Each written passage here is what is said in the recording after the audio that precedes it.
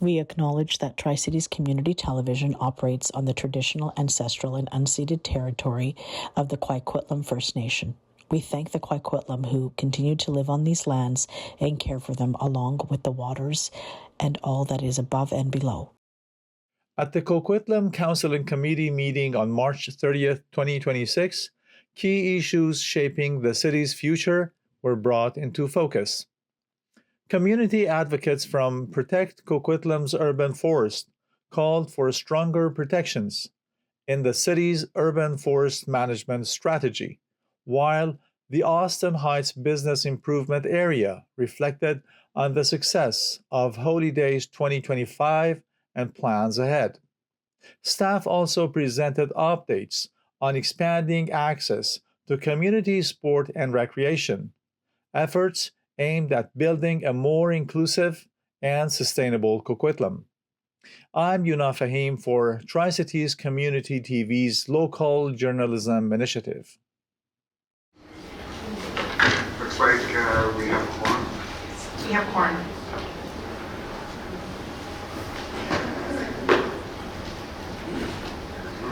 We shall call this meeting to order. Welcome back, everyone. I'll start this meeting in a good way, as we acknowledge with gratitude and respect that the name Coquitlam was derived from the Hunkaminam word Coquitlam, meaning red fish up the river. The city is honored to be located on the Coquitlam traditional and ancestral lands, including those parts where historically shared with the Katzie and other Coast Salish peoples. Okay. Are there any other business? Thank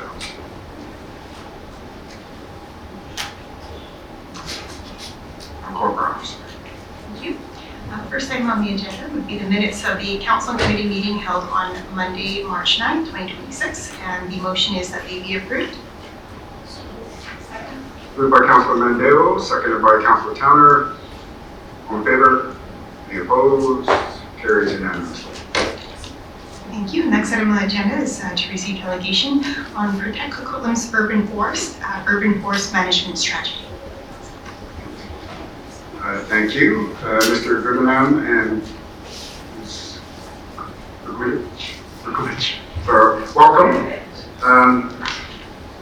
Welcome. Good to see you both. As I mentioned earlier, welcome. At the City of Coquitlam, we have an acting mayor schedule. And one of the duties of the acting mayor is to chair council and committee. I'm currently serving as the acting mayor, and as such, I'll be chairing today. Reminder that you have 5 minutes for your presentation. Following your presentation, committee members may have questions and or provide comments. And with that, you can begin when you're ready. Thank you. Good afternoon, Chair and Councillors, and thank you for the opportunity to speak today. My name is Janet Kurgovich. I'm a Coquitlam resident and a retired municipal employee with experience in bylaw administration and enforcement. With me is my former colleague, Jeff Abraham. He's a retired landscape architect with years of experience in urban forest management and design, who is available to answer any technical questions. So, I'm here today to ask the city to update its tree management bylaw and to strengthen the urban forest management strategy. Coquitlam's tree bylaw was adopted in 2010 and predates the realities we face today: climate change, rapid growth, and changing weather patterns such as increased urban heat and heavier rainfall. Next slide. Under Coquitlam's current bylaw, tree removal is permitted through a combination of approvals and exemptions. While each decision may seem minor, the cumulative effect is significant. Tree canopy is being lost incrementally on both public and private lands, lot by lot and development by development. Although replacement planting is required, young trees cannot provide the same ecological benefits as mature trees for decades. Current studies indicate that Coquitlam is experiencing one of the highest rates of tree loss among the Metro Vancouver municipalities, highlighting the urgency of strengthening our approach. The loss has real consequences to residents. Tree canopy is not merely cosmetic. It plays a vital role in how our neighborhoods function, particularly as density increases. Areas without sufficient tree cover experience higher temperatures, poorer air quality, increased flooding, and reduced comfort for daily life. In contrast, well-treed neighborhoods are cooler, healthier, and more livable. As our city continues to grow, particularly in transit-oriented areas, these differences become more pronounced if action isn't taken. This is not about choosing between growth and trees. It's about how we design our communities. Without strong policies, increased density will come at the cost of the tree canopy. However, with the right approach, we can achieve both: compact, higher density neighborhoods and a healthier forest. Achieving this requires a shift from managing tree removal to prioritizing tree retention and long-term canopy protection. Even with new planting, we cannot replace what's been lost. When a mature tree is moved, decades of ecological value are lost. Last slide. We are at a pivotal point. Decisions made today will shape the livability of our city for decades to come. Many Coquitlam residents share these concerns, and some have taken the time to be here today. Having reviewed the staff report and draft strategy, I respectfully urge Council to ensure the urban forest management strategy goes beyond a tree planting approach and addresses current realities by strengthening the protection of the existing tree canopy. This includes reviewing the tree management bylaw and aligning it with the official community plan. The draft strategy being presented today is a solid step forward, but it's missing key elements needed for long-term success. A clear canopy target, stronger tree protection measures, and deeper integration with land use planning. These are not simply technical considerations, they are expectations shared by the community. Residents have been waiting for this draft strategy since at least 2022. Our question for Council is, will Council commit to including these elements in the final strategy? Thank you. Thank you very much, Ms. Gurovich. Janet, I guess I never said your last name before. Sorry, I apologize for the mispronunciation. Any questions or comments from my colleagues? Okay. Well, at this point in time, I'd like to thank you. As you know, we are going to go into a discussion into one of our items after this delegation. So appreciate the information and the presentation, and hopefully you stick around for that as well. Okay, I would also like to mention that we are going to stay for the presentation, and that should you have any questions following that, we're more than happy to participate.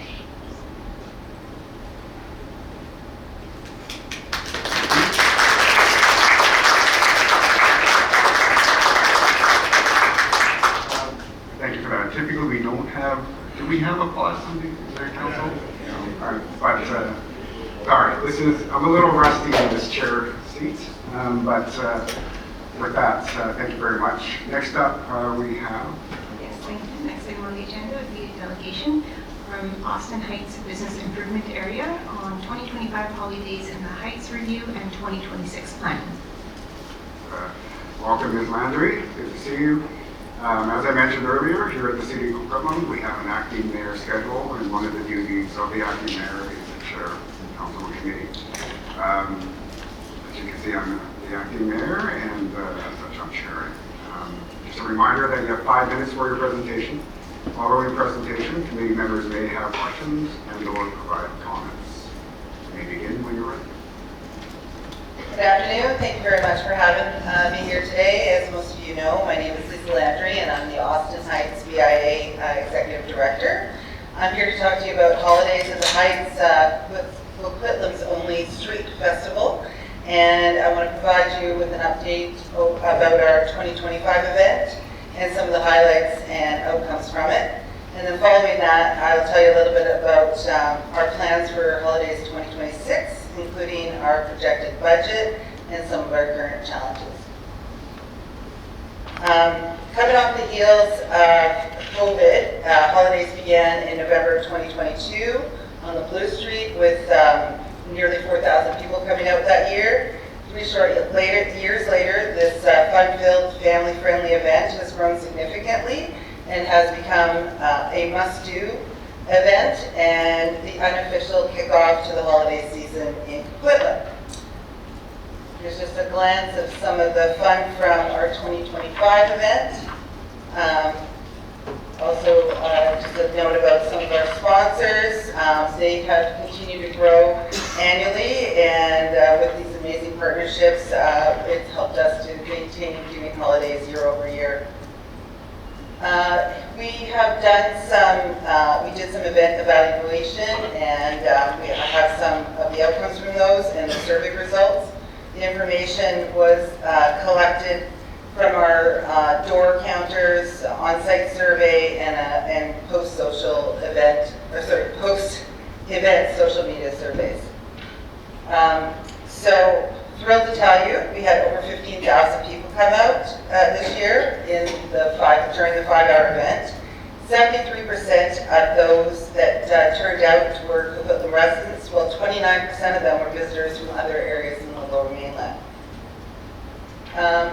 We also noted that 86% of those that attended came out in groups of 1 to 4, and with 90% of those say they were very satisfied with their event experience, and 10% of them saying they felt that the event was a little too crowded for them. The average stay was 1 to 2 hours, and some of the popular items that people enjoyed during the event was holiday shopping, some tasty food options from vendors, restaurants, and food trucks, the main stage entertainment, roaming holiday characters, and the cookie decorating and craft making tents are always popular as well.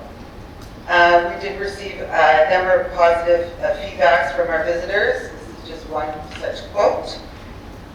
And we also had over 100 vendors participate, with 100% of those who responded to the survey saying that they would like to participate in the 2026 event.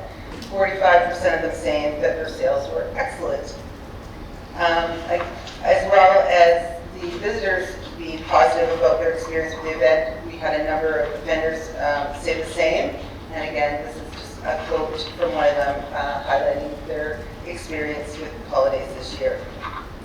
Holidays does bring a number of community benefits.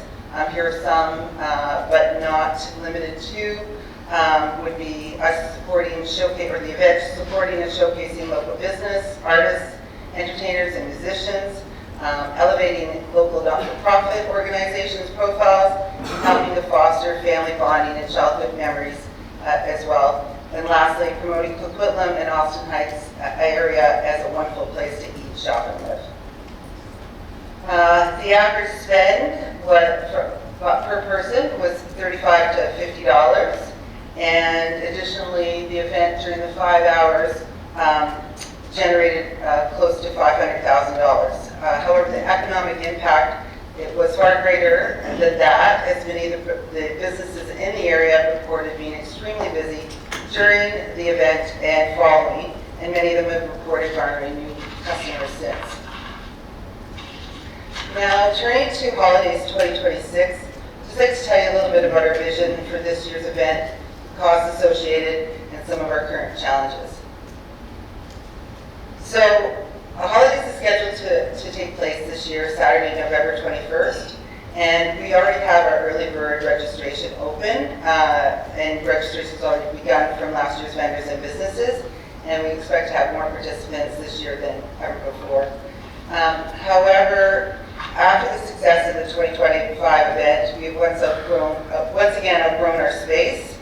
currently on Ridgeway, and this year we're looking to host the event on the 1000 block of Austin Avenue. Our projected costs for this year's event are $195,550.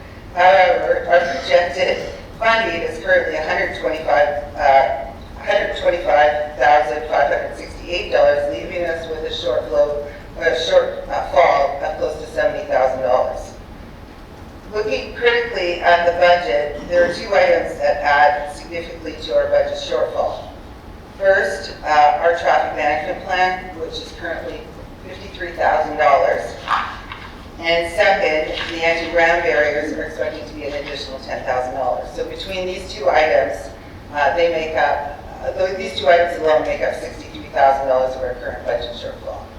As the BIA is a not-for-profit organization with a finite budget, we simply cannot afford to make up the shortfall associated with this year's event. But we are currently exploring options and ideas to make up our budget shortfall. This includes working with the City Engineering and Public Works Department to try to figure out a solution for acquiring a new space in Austin Heights commercial area and the associated costs so that holidays can go forward this year. Additionally, I welcome your feedback, suggestions, and ideas. Thank you, and happy to answer any questions you may have. Thank you, Ms. Feinberg. We do have a speaker's list here. Councillor Hodge. Thank you, and thank you for the presentation. Great to see that it's popular with both the vendors and the guests, and great to see that almost 30% of the people that attended came from outside of our community, which speaks to the economic development side of what the BIA is trying to do. So I think success all around. In some respects, it sounds like you're almost a victim of that success because you've outgrown the space. But I understand from what we've read here, what we've heard, that moving to Austin does present some challenges. Community festivals throughout the province are struggling with this. Primarily after the Lapu-Lapu Festival, what we learned there, and what we learned is that safety has to be paramount. But the provincial government has brought in a number of rules and regulations around hosting events, including the issues around traffic management. And a lot of groups are struggling with. Around BC, I'm hearing of parades that aren't happening anymore. The days of having volunteers as flaggers are over. In fact, I don't believe we can even use city staff now. It has to be an outside management firm such as Urban, whoever the management company is, but who are experienced in that. But that comes with a cost, which you've outlined here. So have you considered other areas other than on Austin? Because that's going to be the highest traffic area, both in terms of having to shut it down, but also in terms of managing it. So have you looked at other options beyond? We have, and we actually met with there was Heidi and Eric Kellens and Doug McLeod and Lawrence that came out, and we walked the entire area 2 years ago and kind of looked at other possible options.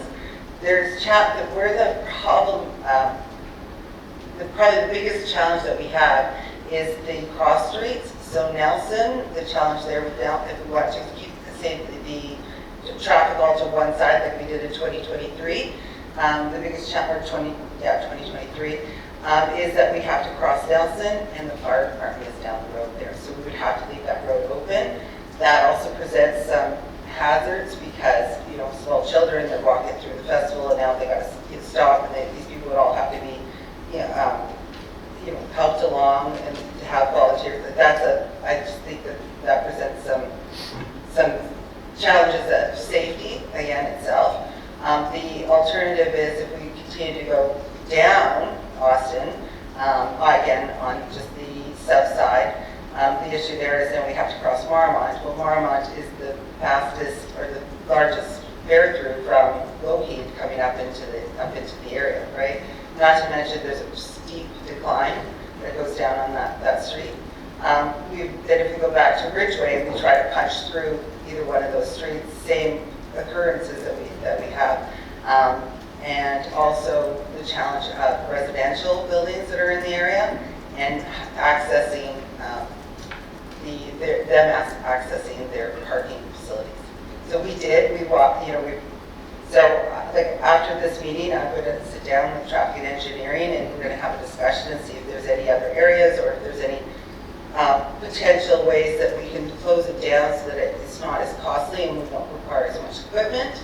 But that's why we're getting that started out early because we've got until November. But ideally, we have this figured out by May. Yeah, well, it sounds like you're looking at some options. My concern is that Austin looks like it's the most expensive option and probably has the biggest impact on traffic. And I know that communities, even in our own, the Tri-Cities, that over time they've had to evolve. I've been here long enough to remember when the Coquitlam May Day parade used to go down, Prairie Avenue and cross the low-heat highway. We used to shut the low-heat highway down to run a parade across it. You can't do that anymore just because of growth. So, the challenges you've got is that Austin area is growing, which is great, which is good for your business and something we're wanting to develop. But I think there also needs to be, we want this festival to continue and to grow, something that's more sustainable, whether it's including the park or something else. And I know it's a street festival, but I'm curious your comment about Ridgeway. Yeah. Just extending Ridgeway presents some of the same challenges in that you've got to cross Marmot. So, Right. So if I could, I'd like to address the suggestion of hosting it in Coquitlam Park.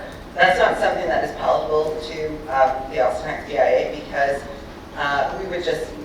it wouldn't serve our members to do it in the park. It could be any business that is the title sponsor for that. So, our whole objective for why we have the festival in the first place would be for naught if it was held in the Blue Park. So we have no interest in hosting it there. just want to have it close to the businesses. Just to be clear on that.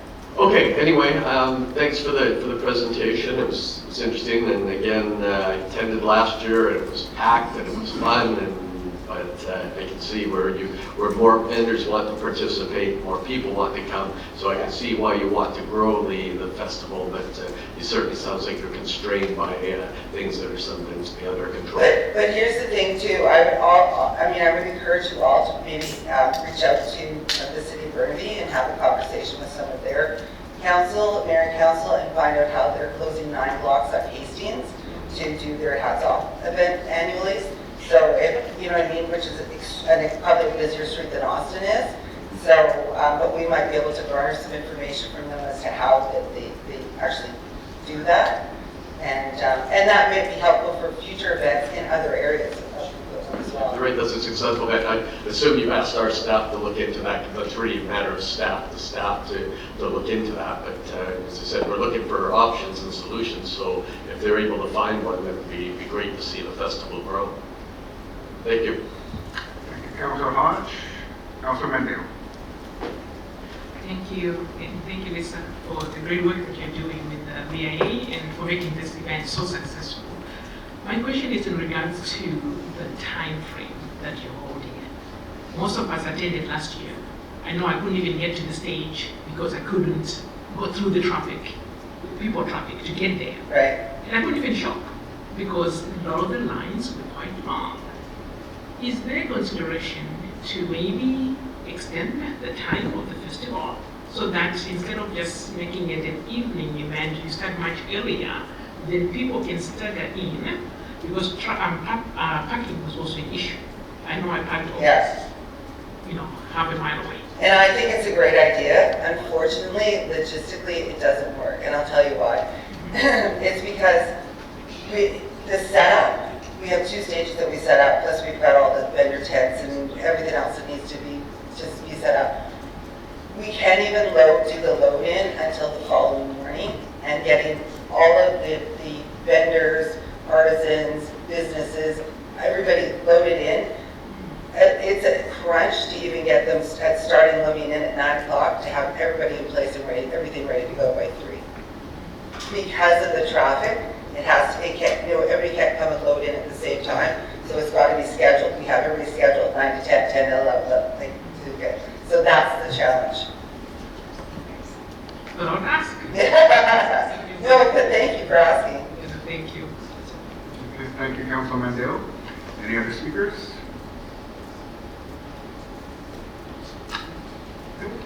Andrew, thank you very much. for the update and, everything you're doing at the BIA as well, Austin Heights. It was a very busy event last year, so it was just good to see that. I heard with the weather also cooperating a little bit better than the year before. We're 3 for 4. 3 for 4. We just had the 1 year, and then we got like full tilt that of the 2024 event. But close to 8,000 people still came out. 23% of them coming from outside of Coquitlam, so we considered it a success. The kids enjoyed themselves, and got the faces painted, they decorated cookies. So all in all, very successful. It's wonderful, and I hope, I guess from here, continue the discussions also with Heidi and our staff as well. Super. Thank you very much for your time. I very much appreciate it. And again, any feedback, suggestions, I've been happy to send them my way. Thank you, Ms. Hunt. Thank you. Thank you, Chair. The next item on the agenda is the report of the General Manager, Parks and Capital Projects, draft urban forest management strategy, and a presentation by the Director of Parks, and the recommendation is to receive for information. Member, welcome. Good afternoon. Thank you. My name is Kathleen Reinheimer, Director of Parks, and I'm here to present the draft urban forest management strategy for your consideration. The agenda covers the vision, the strategy framework, as well as themes, goals, strategic directions, implementation plan, very importantly, performance targets, and monitoring.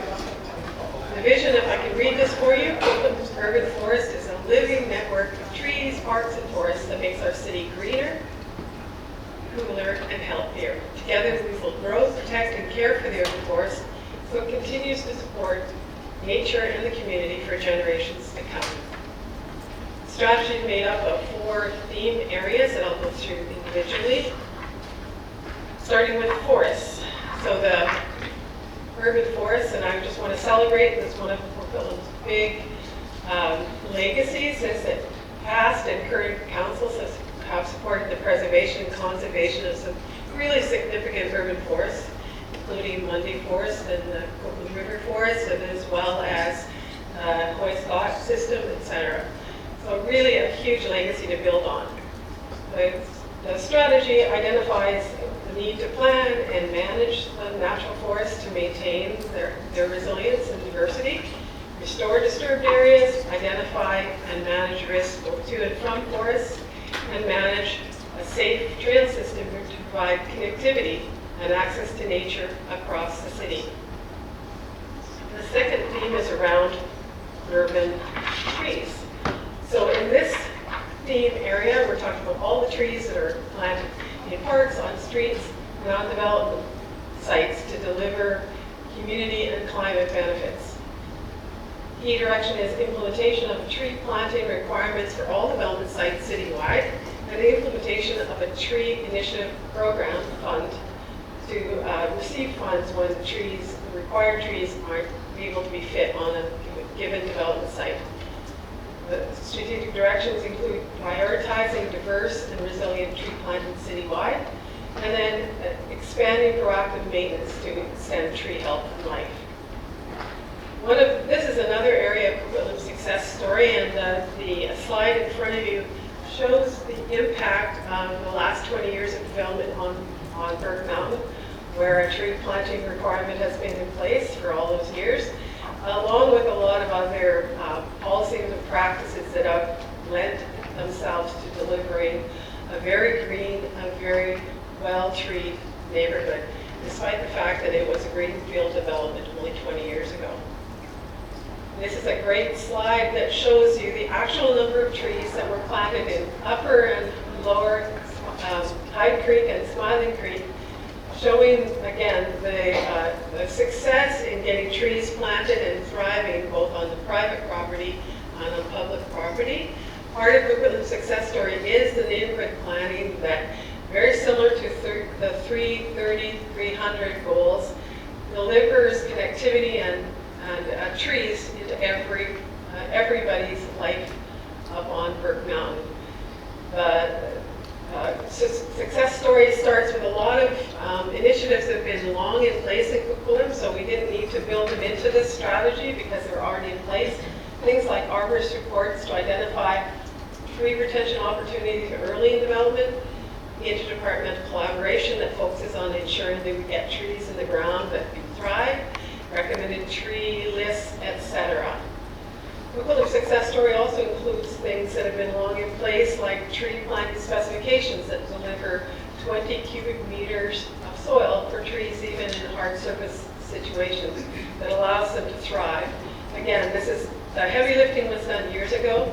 These are well in place now.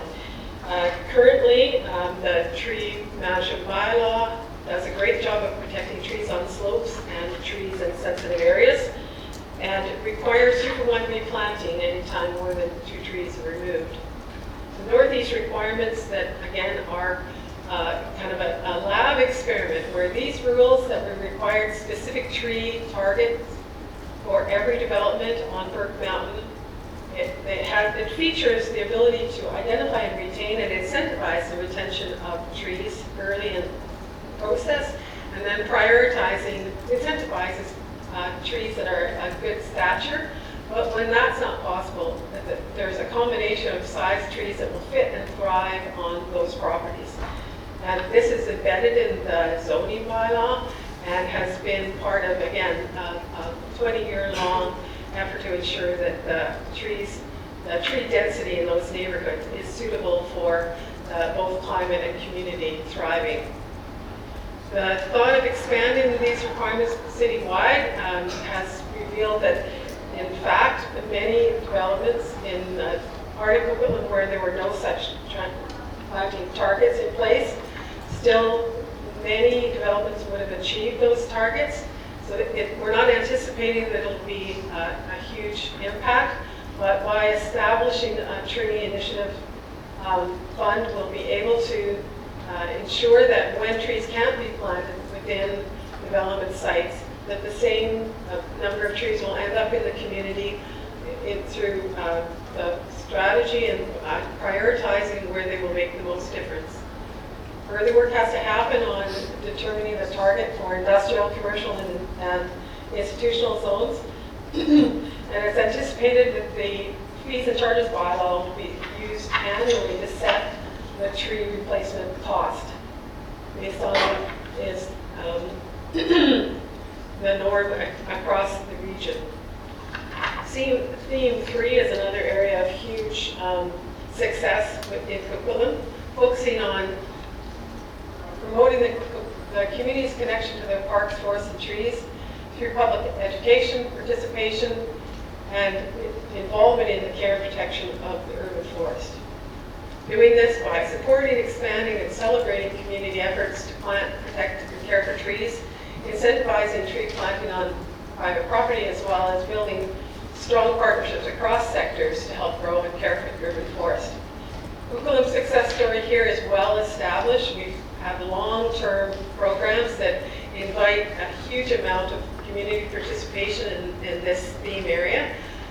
Tree Spree is the most recent, but in the inaugural year, we set a very ambitious target of 10,000 trees that we not only met but exceeded in that year. That isn't just a tree planting or tree giveaway program. It's very broad in terms of encouraging community to go on tree tours, to learn more about trees, to be involved in planting on public property, etc. The Bad Seed program, likewise, it has been involved in play for many years. It was established almost 20 years ago now.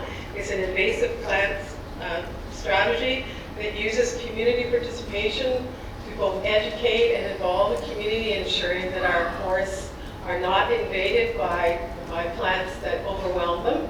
And part of that program is also restoration planting to reestablish the healthy forest once the invasive has been removed. Hundreds of volunteers a year are involved in the Bad Seed program, as well as, again, hundreds of people involved as Adopt a Tree volunteers. So we have almost every kilometer of trail across the whole system has been adopted by individuals, families, community organizations, and businesses who are our eyes and ears in the forest, keep an eye on what's going on, pick up litter, contribute to ensuring that the forest is healthy. A real strong component of community involvement in Coquitlam that, as I say, is probably 20 years old. The tree education programming, we never have any shortage of people who want to sign up for tree tours, for being involved in learning how to prune a tree, plant a tree, propagate a tree. The whole range of tree-related programming is well underway and extremely popular in the community. Again, building on those success. The fourth theme is around governance, the urban forest management. The goal is increasing operational capacity, interdepartmental coordination, and data systems to sustain a thriving and resilient urban forest. By continuing to lead by example, integrating urban trees and forested areas into the city's resource management plans, and tracking progress over time, reporting publicly and adapting management practices, as well as ensuring resources are available to deliver on the urban forest vision. The implementation plan is really the heartbeat of this strategy, with over 47 action items. The goal is to prioritize. It's a structure that helps us make sure that we're doing the first things first, and the most impactful things are always included. So phasing and prioritizing the list of 47 action items, aligning actions with annual budgets and capital cycles, and tracking progress using measurable indicators, as well as, of course, adapting as things change over time.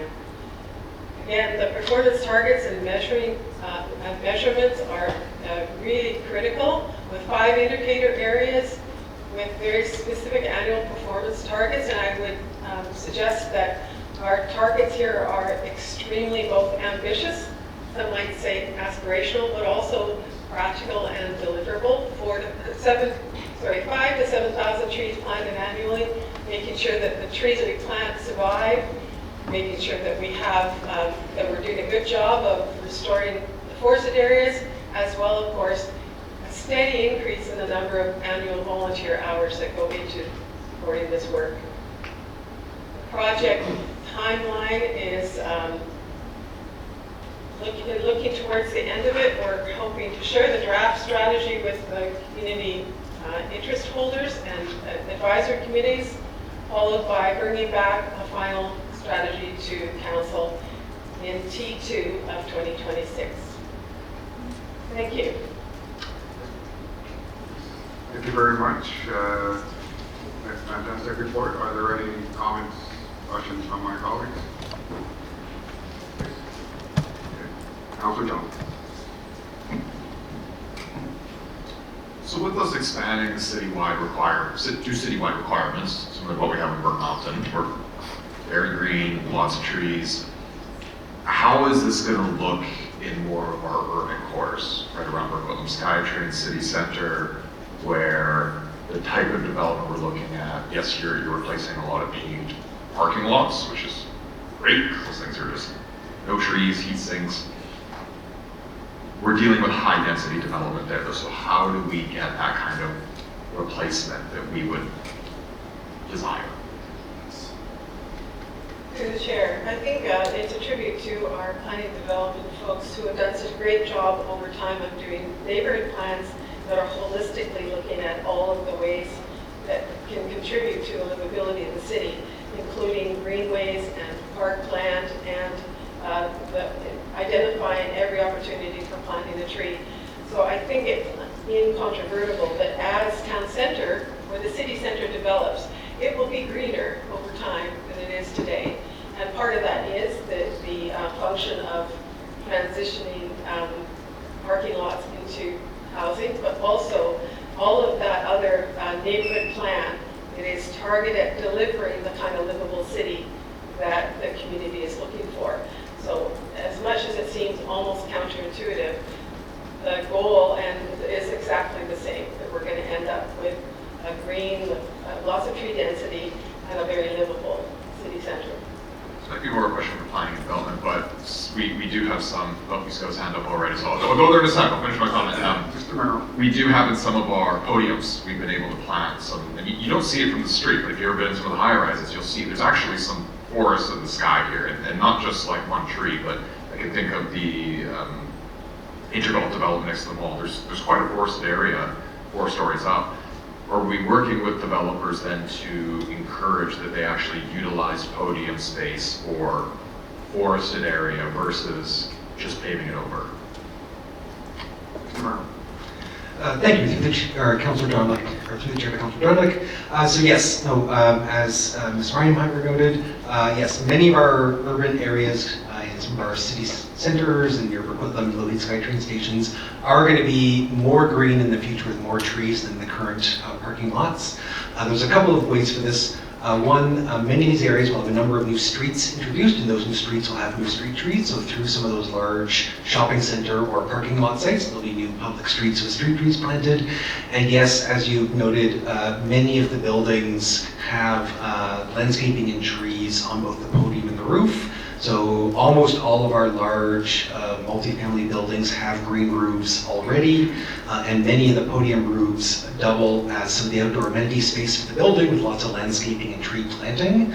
So we're, given the urban nature of the high density development near SkyTrain stations, you might not be able to get a tree into native soil in the ground, but you are still achieving that tree canopy through other means. And then as going forward, as staff are working with developers to implement the strategy, should council endorse it, the default would be that a developer plants the required numbers of trees on site, and only where it's demonstrated that they physically can't, then the cash in lieu option would be available.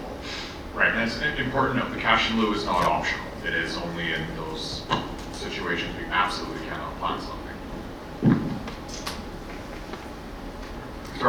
Yeah, I think I should add something to comments from Mr. Merrill. We should not forget, particularly in the city center and some of what you've seen in the more built-up area like Coquitlam, all of the large master plan sites like Marcon, Polygon, Sunwood Square, Coquitlam Center, all of these have plans as well from additional park space being achieved, largely in fairly sizable parkette squares within those sites, multi-building sites.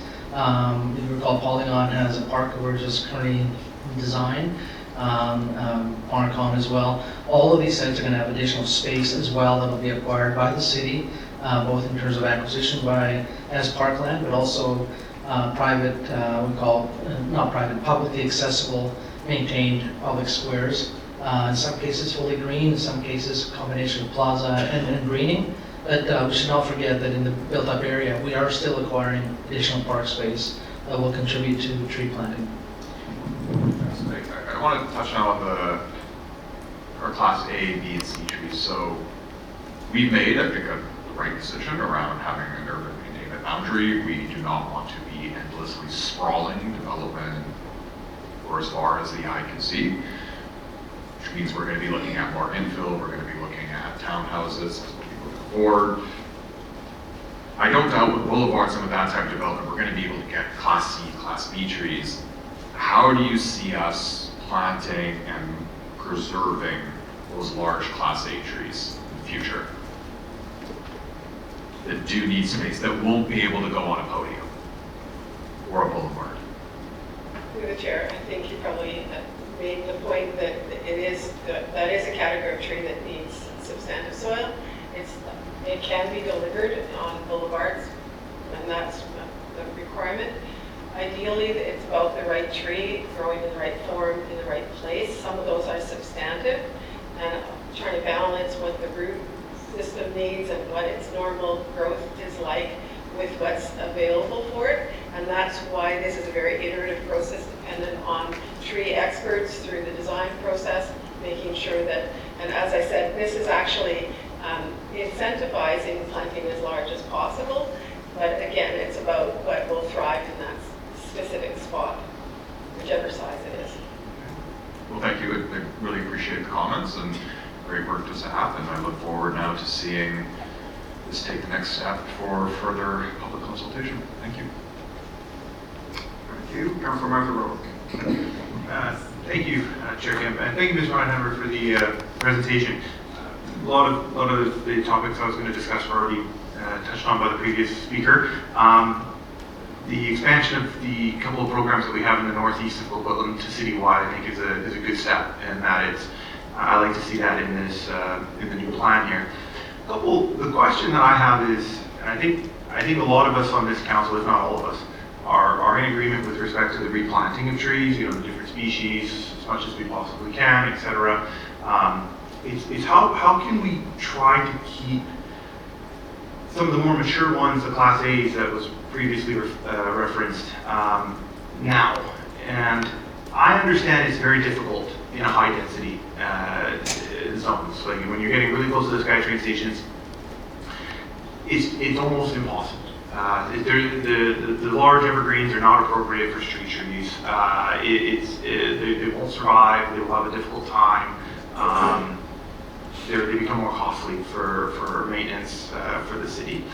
So I understand that. Medium density also becomes a little bit of a challenge, given that, again, like high density, excavation needs to happen literally lot line to lot line in order to accommodate parking, etc. Okay, there may be unique opportunities when it comes to is the development close to a riparian area that you can shift the building a little bit, keep more space along the riparian and the creek so that you can have more space for trees that are maybe already there. That'll be very site specific, I assume. I keep coming back to the townhouses. And the reason I keep coming back to the townhouses is that there is an opportunity, and I see it on Burke Mountain quite a bit. And there are spots, even in southwest Coquitlam, where if they can be identified early enough in the process that there is a cluster of trees in this area or this part of the parcel, that maybe, because you don't need to go excavating all the way lot line to lot line for underground parking, etc., for the cars, that you can keep it. Is there a possibility that this process could be done early enough in the process so that when a potential buyer for these properties for development comes forward and they engage with the city, because they would if they're looking to develop the property, they want to know what the city is expecting, what requirements are there, what are they allowed to do, etc. And that will affect the price that they can pay to the landowner. Is there a way early enough in the process that the city can say, provide us an oversight of this parcel and what you're looking to do for this townhouse development? And is it possible you can keep this area that is already mature trees that will have value to that complex, that would probably entice people to want to buy in that complex, etc. But it doesn't harm the developer when it comes to economic viability of their project because they can price it in early in the process. Is that something we can contemplate? Are we doing it right now? Is that something we can push forward? Our Chairman Planning Development. Thank you, through the Chair to Councilor Mazzarolo. So yes, that already happens in a number of aspects. So as part of the initial submission of a development application, the applicant submits both a significant natural features report to look at kind of the significant features of the site, as well as an arborist report where the arborist is going out there assessing all of the trees on the site, their health, their possibility for retention, and other aspects. And then we have conversations with the applicant about how they might modify their site design to retain some of those trees. As you noted, in very urban areas, that's more challenging given underground parking, and in some areas on Burke Mountain, as we move into steeper and steeper areas, given the regrading that's needed to terrace the sites for construction, it also becomes more challenging. So there's a certain sweet spot in terms of the topography of a site where it's easier to keep the existing trees. Very urban sites doesn't work very well, and very steep sites that need to be regraded don't work well either. When staff have that conversation with the developer or the prospective buyer of that property, and those reports are submitted, where on that priority list of what the city wants to see is the retention of mature trees?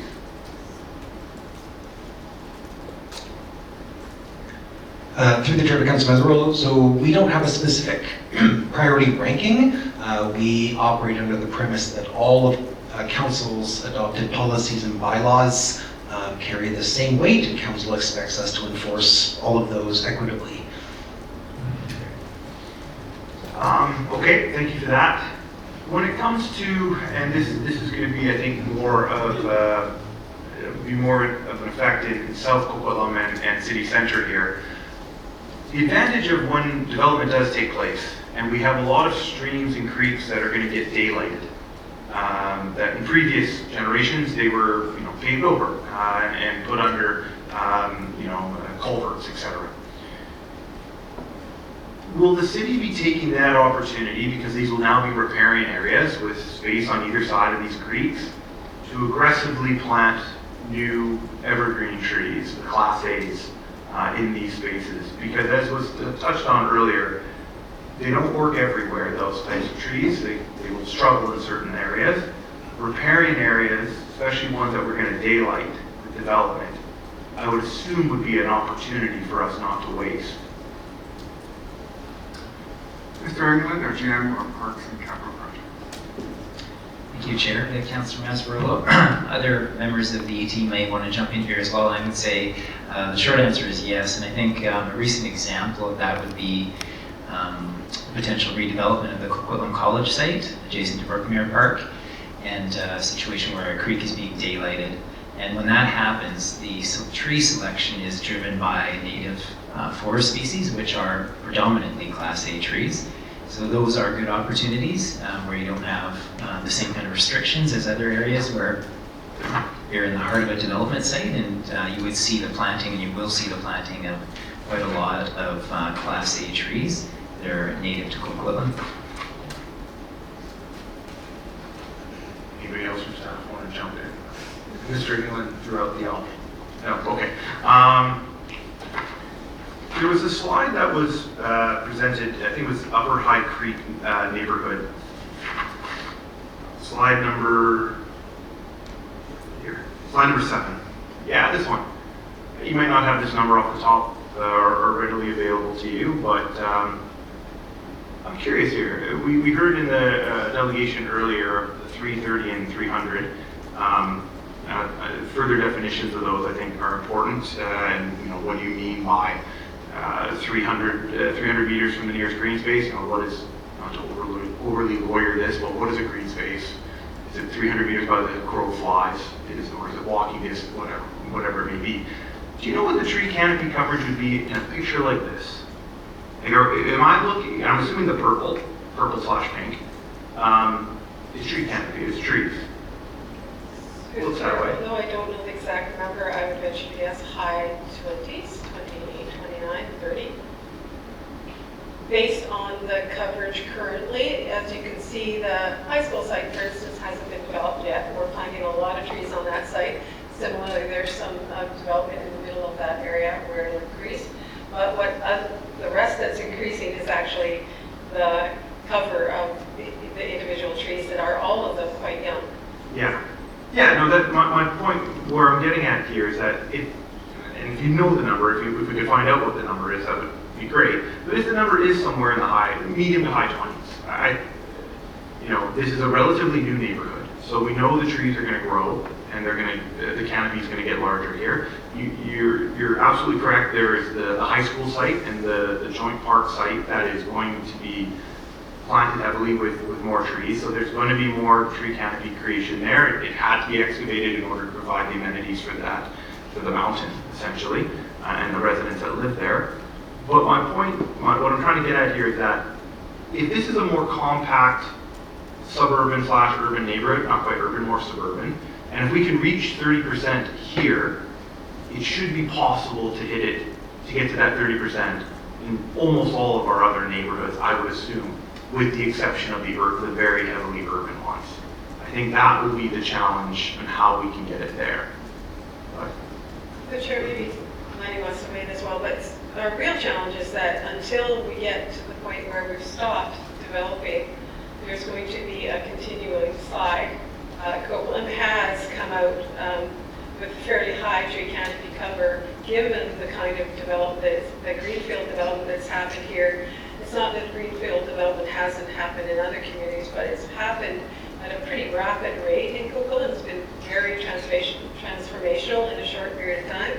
But you're exactly right. It bodes very well for us to be able to accomplish the kind of tree density that we're looking for. Yeah, through the chair, I would say, yeah, I think part of why Kathy's highlighted these neighborhoods as a success story? Is it showing those standards, both in terms of street tree planting required on the development site, the park system, the protection of creek corridors, a neighborhood, or this is actually 3 neighborhoods, Upper High Creek, Lower High Creek, and Smiling Creek, even though it was a greenfield site, how quickly, with the appropriate standards, appropriate soil conditions and growing conditions for trees, how quickly things turn around. Because when you develop a greenfield site, yes, the canopy cover goes down. I believe that this is right up to date, because it shows the high school park site being cleared, is 25% canopy cover. And that's some of these areas have only been developed like in the last 5 years, say Smiling Creek. So over time, with the growth of all these juvenile trees, absolutely, 30%, that's going to be doable. That will happen over time, and that's something that we can monitor. But it shows you what rather than canopy cover, but tree density targets, what that gets you, and you get that consistent cover for everybody in the community by ensuring that site by site we get those trees planted, and that every street has street trees, and that we have a very robust park system as well, and they all work together to deliver that urban forest in the neighborhood.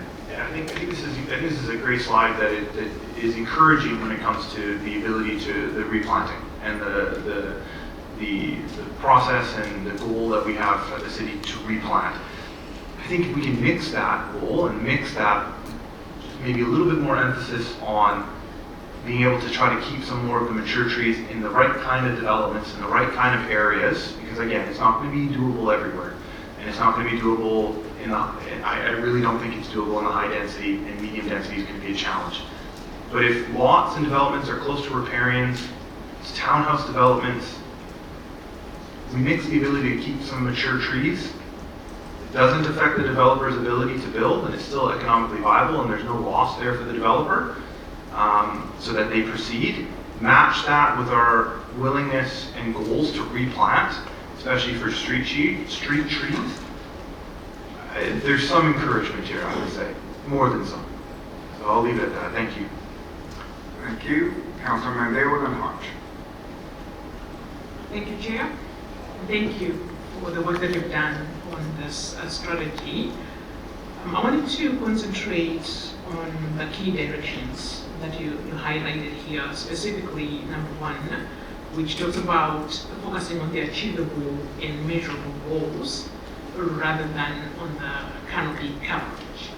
This is in the notes, not in the slides, but this is page 2 of the report. On that, I'm wondering, on that point number 1, if we are really speaking about 2 sides of the same coin, right? We have all these targets that we've mentioned, which are great targets, and they are going to help us get that canopy cover that we want. So when I look at the strategy, what I think is missing is that North Star that we all agree on. We are doing all that, and we have all these KPIs, so we can get to that North Star of having a higher canopy coverage. We are also working towards, for example, the 300, which I've talked about before. It's all different ways of expressing the great work that we are doing to get to that goal. So I know in Coquitlam a lot of times we don't tell the story of what we're doing. We don't tell a good story all the time. But I know over the years, as I've said at this table, every development that comes, one of us around the table is asking about retaining the trees. One of us is asking what plans we have, right? So we are doing the work. And it's up to us as a city to tell the story to the community on what we're doing. But how that translates is us really defining that North Star. Are we going on a certain percentage on the canopy coverage? Are we going for 300? Are we going on a made for Coquitlam definition of a North Star that we can then say this is what we're at? So I say that to say you've got great things in here, and you've done great work to get here. So let's find the information that we've gotten from the community when we did the consultation. A lot of the things I saw in the report we're talking about, this is what they say and this is what we're doing, this is what we're doing. So we're talking the same story. So let's find a way of measuring it and really defining where it is we're going to. My only question was on the incentives part. If we focus on incentives alone, do you think it will be sufficient? And should we look at having, say, a floor or a baseline, and then the encouragement model kicks in? But at least we have that baseline that we are saying we expect to, whoever is building to have this as a baseline, and then everything else is incentive-based. Should we consider that at all? Rather than just going on incentives? Through the chair, part of the intent isn't to rely on... The number three, the point number 3 on page 2. Okay. Part of the intent is to have a whole panoply of approaches. For sure, incentives by themselves are not going to be definitive. We need a really robust planting plan that identifies all of the places we can put big and undersized trees on school property and all the other property we can identify. Incentives are only part of influencing people's hearts and minds so that when they have a choice and they fit a tree on their property or not, that they know the right tree to plant, do we provide the support, the education they need to make those decisions holistically, and then support them as they do that. So the incentive is kind of the last part of that package of having them understand why a tree is important in their lives, in their yard if they can fit one, and then what the right decisions would be that would support that. So it's part of a bigger package. That answers your question. So what I'm hearing is we do have that baseline. Yeah. And the incentives are good to have. Exactly. That's great. The other point I wanted to mention was Ms. Weber mentioned about the city center plan.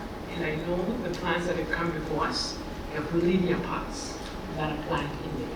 So it's good to know that we are already looking forward to say if we're going to have linear paths, it's better, especially when you look at 300, a linear path is going to catch more people than having, a localized square or circle or, of a park, right? So I'm a big proponent for the linear paths.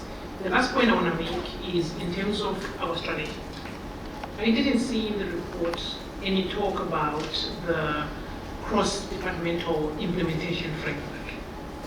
Why that's going to be important is if we have got parks working on what they're working on, engineering is always doing stuff also that can bring this into play. And we know, the development is already doing all that.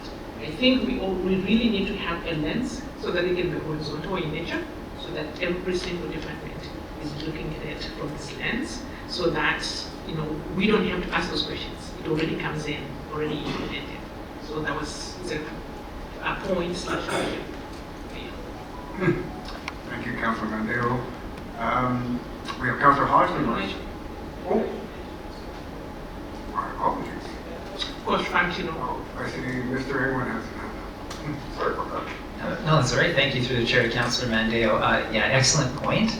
I would highlight that we're looking at the performance targets in the draft implementation plan. And as you go through the implementation plan, action by action, it highlights the departments that are working together to deliver those actions to meet those goals. And that's been baseline right from the beginning of the development of the strategy is an interdepartmental committee that covers all the teams, including planning, development, engineering, and public works, parks, community safety. We do work together, and we've worked together on the strategy to the point that I think we even talk about in the financial implications. Engineering and public works actually partially funded the strategy along with parks and capital projects. So it is integral to how we develop the strategy and how we'll implement the strategy. Thank you. That's it. Okay, thank you. Councilor Hodge, then Mars, and then Downer. Yeah, thank you. I've got a lot of notes here, both on the report, the presentation, and notes that I've made over the last year talking with people in the community who share the same passion for trees. So actually, I'm going to start there by just thanking the volunteers who work to adopt trails, to help plant, to remove invasive species, and to advocate for the protection of our environment. So I think that there's been a lot of consultation and dialogue, and so I appreciate that we've arrived at this point. Maybe I'll just start by going back to the slide of Upper Hyde Creek, that slide that you have. And I'll start here because this is a neighborhood that I lived in for many, many years. And when I moved into this neighborhood, it looked like what you see on the top left corner of that slide. A couple streets, a lot of open fields, some houses, and surrounded by tall cedar, some hemlock, some fir, predominantly cedar. That was the way the area in purple looked. Shortly after moving in, development started, and my entire neighborhood looked like the two sites in the center here, the school site and the Smiling Creek. Basically, everything came down. It was literally what looked like gravel. I mean, it's not great soil for Burke Mountain, by the way. It's mostly glacier jelly, you know, about 2 feet of soil and then nothing. So I'm surprised that, but over the years, the cedar had grown there. It was all second growth because it had all been logged back in the 1940s. But it was a very different look than what we see today.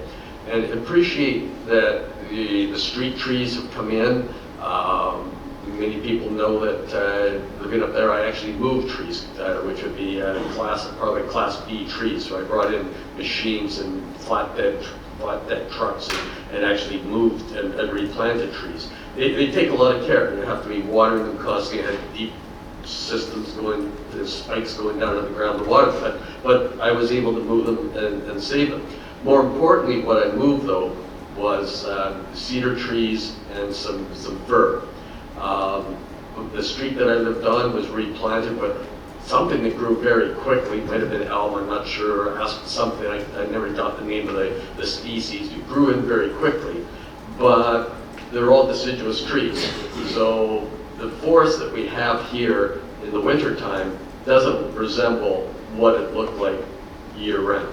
So that's why I've always been concerned about our planting and our forest management, is that it's very difficult to duplicate what was there originally, given that we're planting in confined spaces. We're looking for quick-growing trees, and we're looking for that beautiful big tree canopy in the summer, which in that one slide you showed of the streetscapes, it looks wonderful. I'm really amazed at how quickly it came in and really filled in, to the point now some of those trees are having to be pruned quite heavily just because they're overgrowing. But we're missing that diversity and that original type of evergreen we have. So maybe you could just speak a bit more to the diversity. The chair, absolutely. One of the goals is to increase diversity right across the spectrum, street trees as well as the forest and park trees. And part of the goal is to find the right tree that will thrive where it is. Part of it is around the way the roots grow, because not all trees grow the same. If you can imagine an oak has like a carrot root, whereas particularly cedars have very flat, spreading roots. So what it takes to make them happy is different. So trying to fit that in. As well, when we get to one of the primary actions in the implementation plan is a tree planting plan. And that's where we're going to be able to look at the whole city, citywide, and say, where are the opportunities for us to plant really large, not just Class A trees, but trees that will be able to thrive there for 100 or 200 years, you know, all else being equal, making sure that they get a full, substantive lifespan. And it's not everywhere, but it's some places. And so having that, rather than go block by block and be reactive, we can have a plan that guides that and that mandates and that points out the opportunities where the trees that you're imagining going in will do really well over time. Certainly there are conifers that can survive in less space, but it's a narrow range, so we have to be really deliberate about doing that and delivering that across the park system and as well as incentivizing that. It often isn't very practical for people in their backyard, but there are other opportunities that, as we've had previous discussions around school properties and road right-of-ways, other places where there's not going to be any other disturbance, and we can let those trees that have enough soil, they'll thrive there for a good long period of time.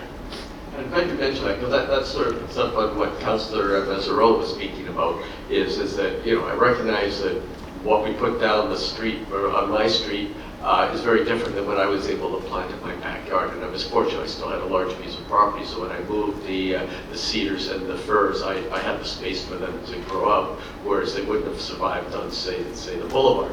But the opportunity to put those into the new parks, onto school grounds, and other places where we can still get that mix. We're not going to be able to plant them everywhere, and where we can care for them. One of the problems today with climate change is that a lot of these trees that rooted years ago aren't going to survive. And we had this happen 4 years ago, where we lost hundreds of trees in the town center park. And I remember taking a picture, and it was just brown because we weren't able to water and to care for those cedar trees, and now they're all gone. So getting those trees into areas where we can actually mandate, either through development, that we put the irrigation systems in, even if it's only for 15 years, but to establish those trees so that we just don't put in the easy trees, because the climate today is very different than it was 150 years ago when these trees were able to grow naturally. So I'd like to see where we can, encourage them, where we can plant that diversity. And as you mentioned earlier in the presentation, or somebody mentioned, where we're going into these new SPIAs, planting the trees that actually would have existed there had we not bulldozed and covered them all over 50 years ago. So I think we need to go into those areas and certainly look at the diversity thing. The other thing that I want to really look at is, and I've spoken to this before, is about encouraging larger trees to be planted. So it's so easy to just put these little trees that are like 2 inches in diameter and say we planted a tree. And eventually they will grow to be big trees, but that's not a replacement. We're never going to be able to put in a 50-year-old tree, but let's try to put in the 15-year-old trees and not the 5-year-old trees. So at least we get a jump start both in regaining that tree canopy, but also providing that habitat for wildlife, because we know that the wildlife is going to be looking for more mature trees. Let's try to replace what we've lost as quickly as we can. And speaking of what we've lost, Metro Vancouver is doing a lot of work right now, because I'm on both parks and regional planning, and they're doing some good survey work and collecting the data. They're working on a report right now just on the impact of the provincial housing mandate, on what that's going to be. Have we dovetailed in with the work that they're doing and see how it sort of applies into our own community?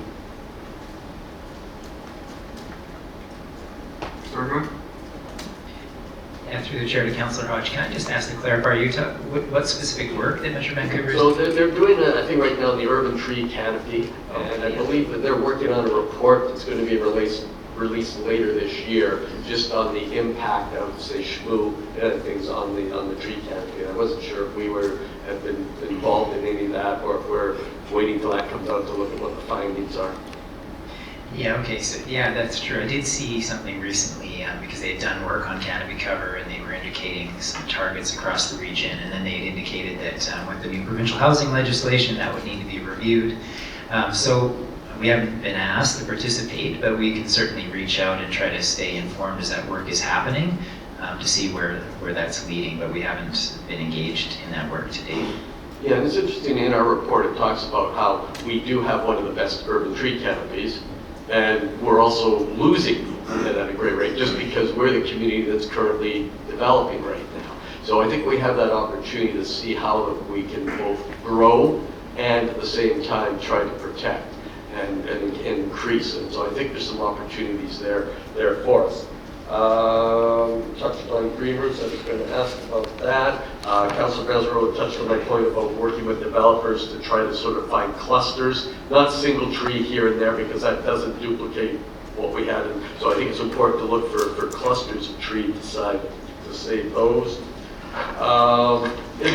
In the actual report where we talked about the percentage of tree loss on both in public versus private space, I thought that those numbers were really interesting. One of the things that I'd like to see in the report is just maybe report back on where we anticipate some of the losses to occur. Obviously, we're going to see some in Marigold right now, because that's an area that's developing. But where's the opportunities to replant with what types of trees? So I'm just looking for what areas we're going to lose and what areas we're gaining. You've talked about in the report here, it mentions some of the areas that we've replanted. But what I thought was interesting in some of my research last fall, I discovered that we have acquired, I think it's 180 acres of parkland in about 15 years, both environmental land and parkland. So that presents opportunities for replanting. So I'm just sort of looking at where, I'm back to the numbers.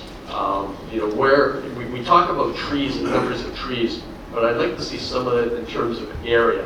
That, how many acres are being developed versus how many acres are being protected, because much of what we have, we're not going to lose, because our canopy currently includes Pinecone, Burke, Widgeon, our parks. So those are areas that are not at risk.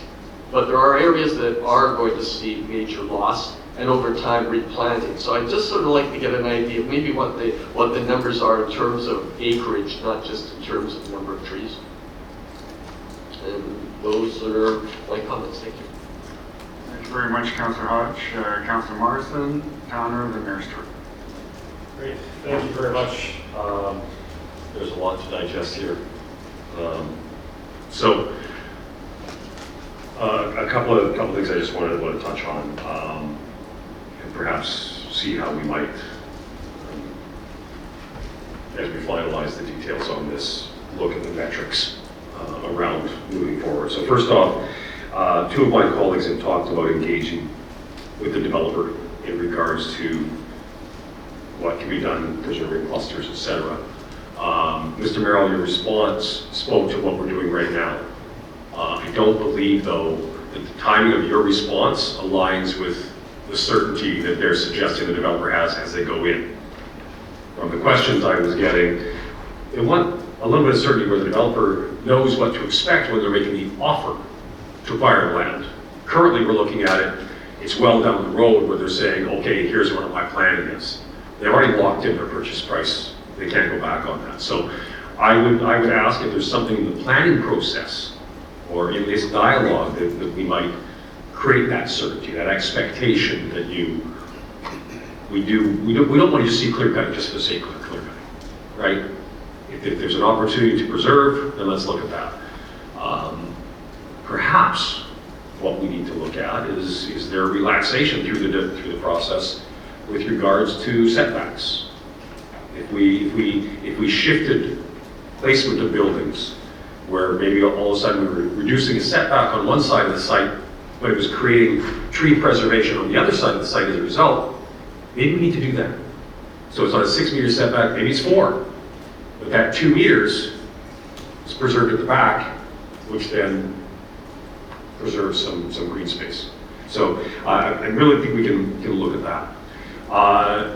In some of the research I've done, I mean, there is a lot of talk about canopy coverage and goals, and I appreciate Ms. Kurtovich in her presentation referenced Cecil. I'm going to try to pronounce the last name, and his 33300. Again, it's looking at being able to see 3 trees from your back window. I think much of our city probably has that ability right now. That's probably easy. Of those 3 targets he's got, that's the easy. The 300 meters to green space, again, easier in some parts of the city than others, but we're making progress. And then again, with regards to the trees themselves and the 30% canopy coverage is where his number is there. I'm interested to get a bit deeper understanding I see based on my cursory review in terms of what other cities are doing. So I'm not saying put the target in place. I'm saying it appears as though there's mounting information it's a viable metric for us to look at in terms of gauging success. So recognizing that the urban areas, the high density urban, some of the big cities, comparable cities in Canada, are expecting they're in that 15% range. but there's other parts of the cities that are higher. So again, where is that expectation? And in the replant, or through development, when we're expecting what the tree planting program is, are we looking at straight numbers, or are we projecting out what would that relate to in terms of canopy coverage in 15 years, in 20 years? Is that something that we might look at and say, that's what can be achieved? On this particular one, Mr. England has suggested this is a 25%. Okay, great. That's probably going to be a whole lot higher again in 5 years, 10 years, as those trees mature. Okay. Will it reach the level that, you know, my neighborhood, I've got ravines on both sides of the street. The tree canopy coverage in that, I'm sure, well exceeds the 30% mark because it's got very large ravines that go basically from Como Lake all the way down to Port Moody. That's not going to change other than nature seeing some of them fall down and others grow up. But I think there's value in us looking at what's going to be the result of the tree planting plan that we have. What's it going to look like in 15 years, in 20 years, in 30 years? So again, when we look at what other municipalities have done, some have done targets, but the targets are pressed out to 2050, 2060. So I think that's the thing that I think we might want to do as we get into this and launch that. We talk about in some of the plans in here, it talks about measuring the success. That might be a metric we look at. Is are we going to gauge towards that, and how are we measuring towards it? As well, again, I think when we look at the 122 square kilometers that is Coquitlam, we are currently well above the 30% mark. And when you look at the entirety of the city, it is well above the 30% mark. Are we seeing it drop a bit because of development? Absolutely. Will you see a bit of a hollowing out and then a return? I would expect so. So don't be afraid of that. Don't be afraid to look and say, this is where we want to be. There are aspirational goals that you can look, say, that these will be achieved in the fullness of time. So maybe we are at 52% right now. Maybe that number does drop through development down to 30, and then it starts to come back up again. I think it's realistic to be able to look and expect those things. Look to create success. So again, look at the metrics, look at the coverages, but address it as a whole, and then address it as, so I look at three numbers. What's the entire city? Because that'll include the urban containment boundary outside the urban containment. I'd look at our urban core, and it might be our urban core neighborhoods, and then I would look at our more rural neighborhoods in terms of the overall. So I'll look at that. I've said this before about cash and loop programs, and I appreciate this is not a choice the developer gets to make. It's one that staff have looked and said, yeah, that's not viable, so write us a check. I will not support the creation of a cash and loop program unless it has got hand in hand with how the money is going to be used. We did it with our child care program. We capped out what we put in there. And so we say we're collecting this money, but it's not necessarily going there because we haven't spent a dime. Great in theory, but it's got to be great in practice. So please do not come to me for approval on a cash and loop program unless you can show me how you're going to use that money. And in this particular case, it's going to be in reforestation, tree planting, and go from there. Talk about the implementation. And I just do want to talk about one last piece, and Councillor Hodge talked about this, and looking at planting larger trees, and he's said this many, many times. And I think, again, in principle, it may sound great. It comes down to practice. So let's be cautious about asking for too much. I think the numbers you used, Mr. Councillor Hodge, were 15-year-old trees versus 5-year-old trees.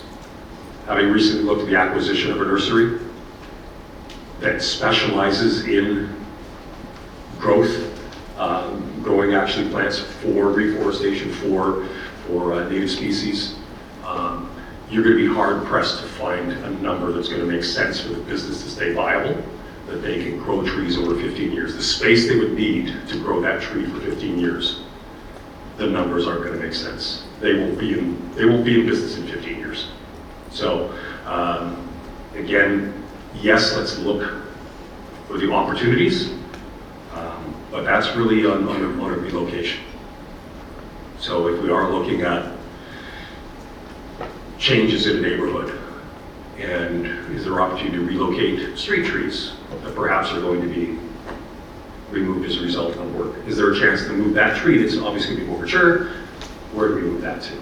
So look for opportunities like that, because I don't know that the market is going to be viable to look and say they're going to grow them out. But that's just my math from looking at buying a company that does that exactly. Thanks. Thank you, Councilor Morrison. Councilor Cow.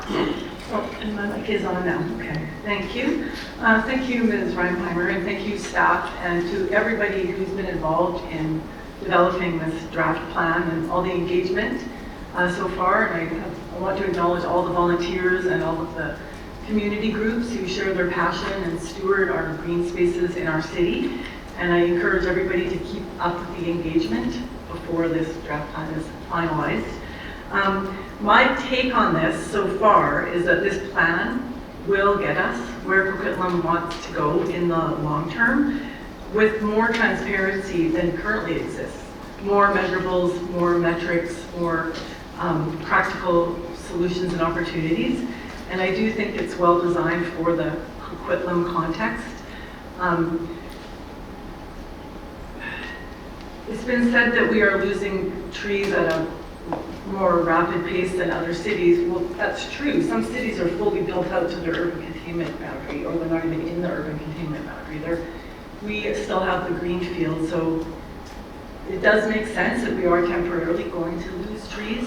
So comparing ourselves to other cities that are in a different stage of growth to me doesn't really make sense. I think designing a plan around our own specific context is more important. I am optimistic for the outcome of this over the long term. And I echo a lot of what's already been said around the table. I'm not going to repeat it. One thing that popped out at me that I would just love for you to comment more on is the whole concept of right tree, right place.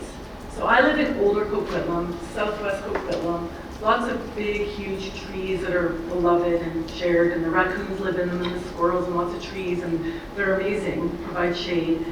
But they're ruining driveways and sidewalks, and I mean, the bumps in my driveway are probably this big. The curb appeal is terrible. It would cost me a fortune to get it fixed. The tree would have to come down, the neighbor, it's a disaster. And the arborist has said that tree should never have been planted there, or your houses shouldn't have been built there, whatever came first. And there's other people that buy in that neighborhood because, you know, bigger lots, big trees, close to Mundy Park and whatnot. But then they have a baby and the windstorms come and these huge trees near their house, the wind is blowing and the branches are big. The branches themselves would damage the tree, and the arborists come and say that tree shouldn't have been planted there. Or your house shouldn't have been built there 50 years ago, 40 years ago. So there's some shame there when people want to bring these big trees down. And one, I don't want any policies in place that would deter people from planting trees and worrying about the roots coming under their driveway, or B, taking trees down when they're deemed unsafe or they have been deemed by an arborist to be in the wrong spot. So my question to you, if this is even a question, is for the mental health of the residents who happen to live in areas where there's these huge trees that by science they shouldn't have been there to begin with, and just the damage that they're doing, do we now, has science and art come more into place when we've built like Western Plateau, Burke Mountain, City Center, and the new neighborhoods that are being built, and the whole right tree, right place? Is that being considered, that the trees being planted now are the right trees for the right place? Thank you for a really great perspective, it's really challenging to thread the needle between what people want to see in their neighborhoods and what's practical and the best tree for the right place. For sure, one of our challenges is that the native trees, the big Doug firs and cedars and hemlocks, are often very awkward co-residents or neighbors for residential, particularly as they mature. So for sure that they would not be what would be prescribed to fit in that backyard today. We would never want to see one on a boulevard or in somebody's backyard unless they had acreage. So we've got those fine lines to walk, to make sure that we do what we can to make sure that they're healthy when they're on public land, and that we support people in making good decisions. So that support is the key to the public education part, so that people grapple with in advance what they're dealing with, so that they don't feel like they're in a crisis where they think they're going to either have their house demolished or else be forced to make a difficult decision. Supporting those decisions through public education, through the kind of community support they need, and recognizing that fundamentally not every tree is the right tree for a given spot. And when we do that work really well, what we're doing is elongating the viable lifespan for every tree that goes in the ground, so that they have the soil, they have the sunlight they need, and they will thrive without posing an undue hazard or risk. And the last thing we want to do is set up tension between the city and the residents, saying the city's going to be the bad guy, forcing you not to deal with your tree or forcing you to not remove a tree that might have been the wrong choice. We need to support people in making those good decisions, incentivize planting trees on their property, and make sure that we do our job of managing the street trees and the trees on public space, so that we meet them in the middle and make those good decisions over time. So that is, it's not easy, and it creates, it's almost like saying, I really like pickleball, so I love to drive by a neighborhood that has a pickleball court, but do I want to live beside it? Maybe not. Maybe I do, I don't know. But the reality is that when you look at the very enviable large trees, sometimes they come with a burden that often we have to meet people halfway on. So it is that recognition that the right tree in the right place is really our theme of the strategy. Thank you for that. A lot of decisions we make here, we don't just make them for the 4-year cycle, or even just, we make them for the long term. So planting the right trees in the right place, and these trees will still be here for decades and hopefully even centuries for some species to come. So, thank you. Thank you, Councilor Towner. Mayor Stewart, then Councilor Evans. Thank you. One of the, actually, I'm looking at this slide that Councilor Mazzarolo pulled up, and that's magenta. I don't know what you called it, but it's magenta. And I compare that, I'm trying to find that exact location on page 34, appendix 2 there, what the tree canopy looks like today, and it clearly compares well to the part of Coquitlam that I grew up in.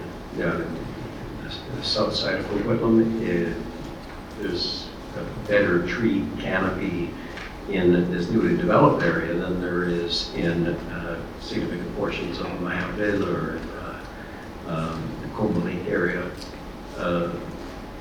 where the lots are bigger and yet there are fewer trees than there are perhaps less tree cover. Part of it, I suspect, is that in the Smiling Creek area, both of the Smiling Creeks and as well as Upper High Creek and Lower High Creek, all of those, there are more creeks that were kept daylighted, and therefore, and the riparian areas. I'm getting a bunch of emails from students at Montgomery Middle School who were writing about the fact that we used to go right to the edge of the ravine, and that we built a soccer field to the edge of the ravine, and that tree right at the top is the one that was holding the ravine edge, and and therefore we end up losing elements of the ravine or a riparian area. And I think we do better now. But I'm left with you mentioned, Ms. Reinheimer, that the middle school, high school site that is currently under development is going to have a lot of trees in it. I grew up next to Montgomery Middle School and elementary school, and the tree that is on that 20-acre site is still there. And I exaggerate. I think there's about 80 trees complete on the site, and nothing has been planted for the 45 to 50 years since I lived in that neighborhood. How do we, and I recognize as well the fiscal challenges of the provincial government, the fiscal challenges of school districts that are not going to be able to divert money from classrooms into planting trees on school property, for example. And I'll contemplate some other properties in a minute, but how do we help schools, school districts that might want to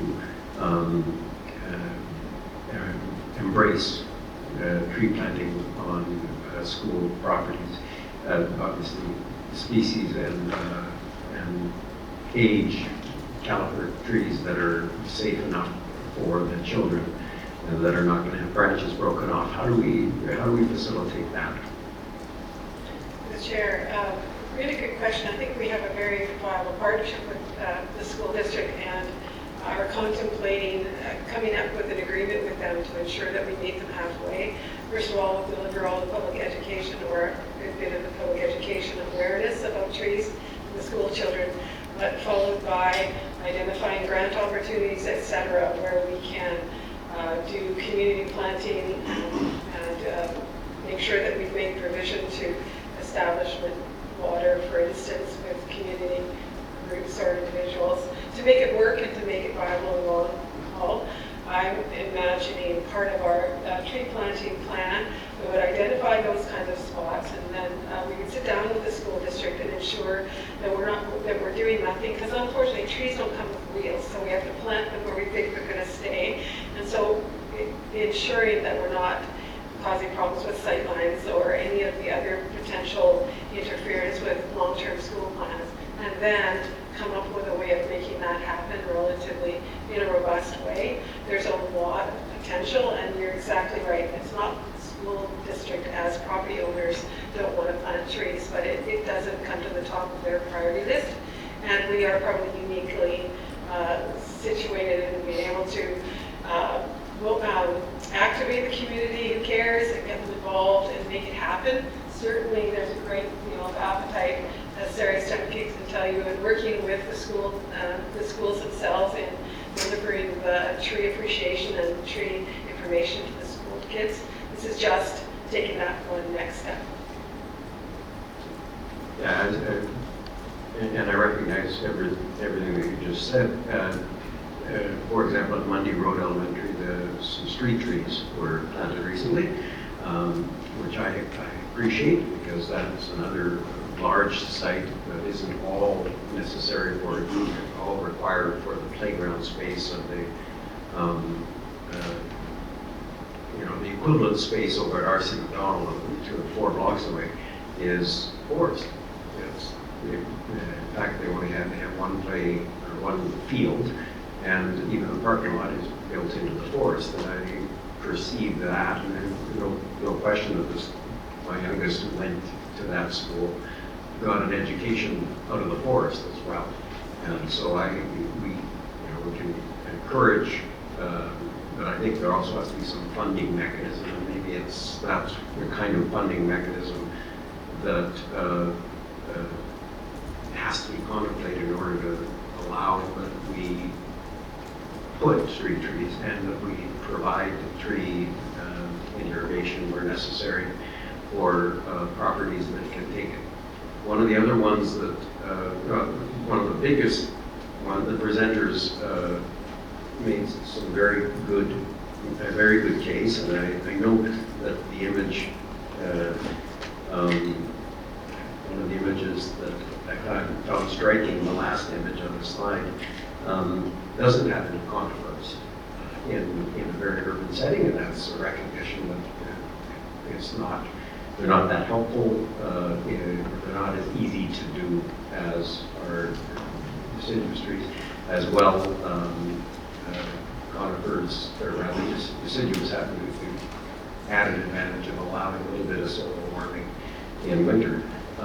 But we see an entire streetscape, multiple streetscapes that don't have any conifers, but have a lot of trees. Recognizing that none of these were retained in any of the urban, these were not the trees in the image of the presenters. That last image, the 300 images. I can see maybe 2 of them that could have been retained trees, but most of them are planted trees because in that kind of setting, there is no place to put pipes. If you can't, there's no place to put underground parking if you can't remove the trees, the big holes. So, are there any? I mean, perhaps I'm just making the argument that I made before, that if we spend an awful lot to build rapid transit lines, and doing that helps the environment tremendously and reduces greenhouse gas emissions and all that, we have to plant as many people as possible near the SkyTrain stations, and the trees then become an afterthought. How do we make it so that we can have that similar density that we need to be able to justify the construction of SkyTrain, and still allow for trees? We have some trees under some of our guideways, for example. There was a petition to preserve some portions of lands around the SkyTrain station as forest. Even not very good forest, but it was a very damaged forest.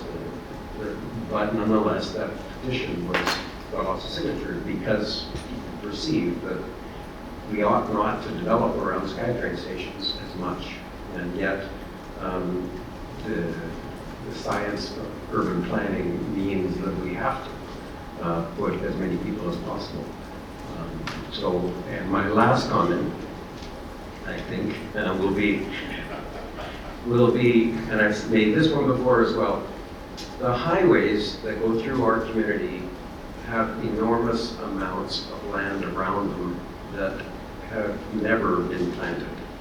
And I think of the one of the largest interchanges in Canada, the Cape Horn interchange.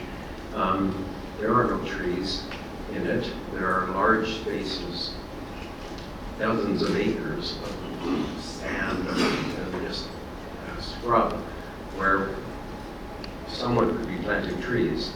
Are those possibilities being considered, and does the Ministry of Highways or whoever it is have a role to play in greening up the space around highways? Through the chair, absolutely. We're hoping to work with partners in the province as well as other landowners where there's that kind of opportunity to explore what the choices are. I'm confident there will be some, maybe not as many as we would like, but because there's other constraints that I'm not aware of, because life is like that. But absolutely, it's part of the benefit of having a citywide planting plan that allows us to layer on top of what we currently assume, and then go to partners right across the, whether it's Fortis or Hydro as well. I think there are some moments of, not very often, but where we could get some more trees in, and for sure on the highway corridors. Thank you, Mayor Stewart. Councilor Osmond. Yeah, thank you. Overall, a very good report, and thank you for your staff and everybody involved in putting this together. It's a very comprehensive report. We've had reports earlier on, and I think reports indicated that the urban containment boundary in Coquitlam was at 33% canopy cover. And that's for most people who don't understand. The urban clean environment is sort of an imaginary line drawn by Metro Vancouver. Affects Coquitlam does this, as Councillor Tannock doesn't affect Vancouver, Richmond, Burnaby, New Westminster, other cities. They're fully grown out.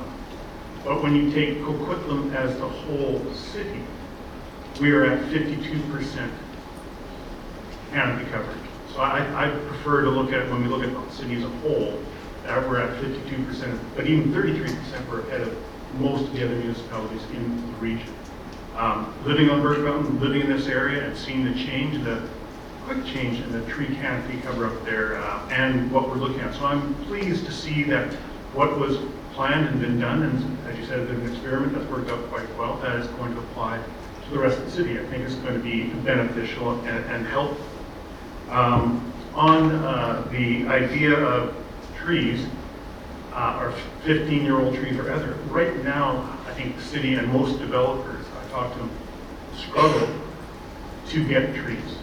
And a lot of them are trying to bring in trees from outside the province, and that creates extra diligence when they bring in because they're very concerned about different diseases or different things those trees may have.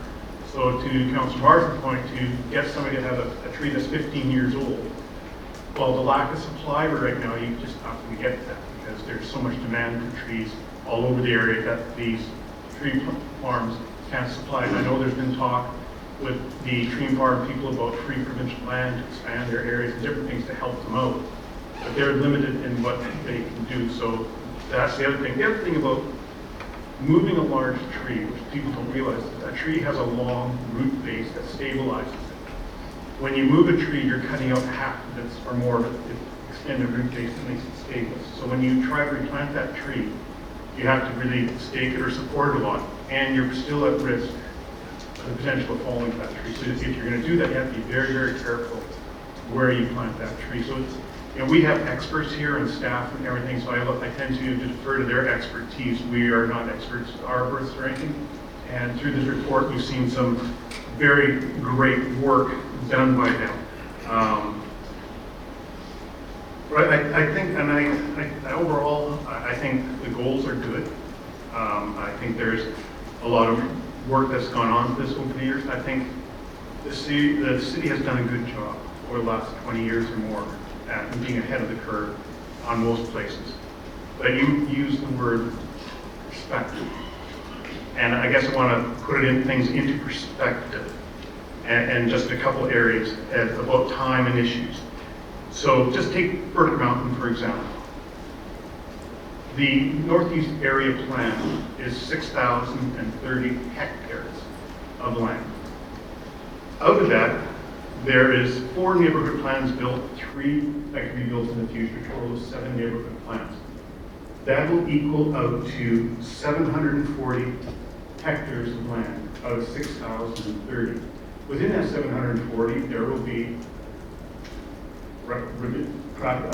areas of protected river watercourses, BIA areas, there will be trail areas, there will be parks in there, street tracks. So then, but if you look at that, that's 6,030 acres is a small portion of Birch Mountain, because Birch Mountain Pinecone Lakes Regional Park, which is the rest of Birch Mountain, is 38,000 hectares of land. So when you put in perspective, you mentioned about the trees being lost, and yes, there are trees being lost, but we have plans, and you can see here that they're coming back in. When you look at the perspective of all the trees around Birch Mountain, around this, true from the north side of Coquitlam, because when you get to Westwood Plateau, and we look at perspective, you look at Westwood Plateau from when it was first developed, and you look up there now, it's a very green area. It wasn't a very green area when it looked at it. People who go back 45, Mayor Stewart would know this best. You look at Ranch Park.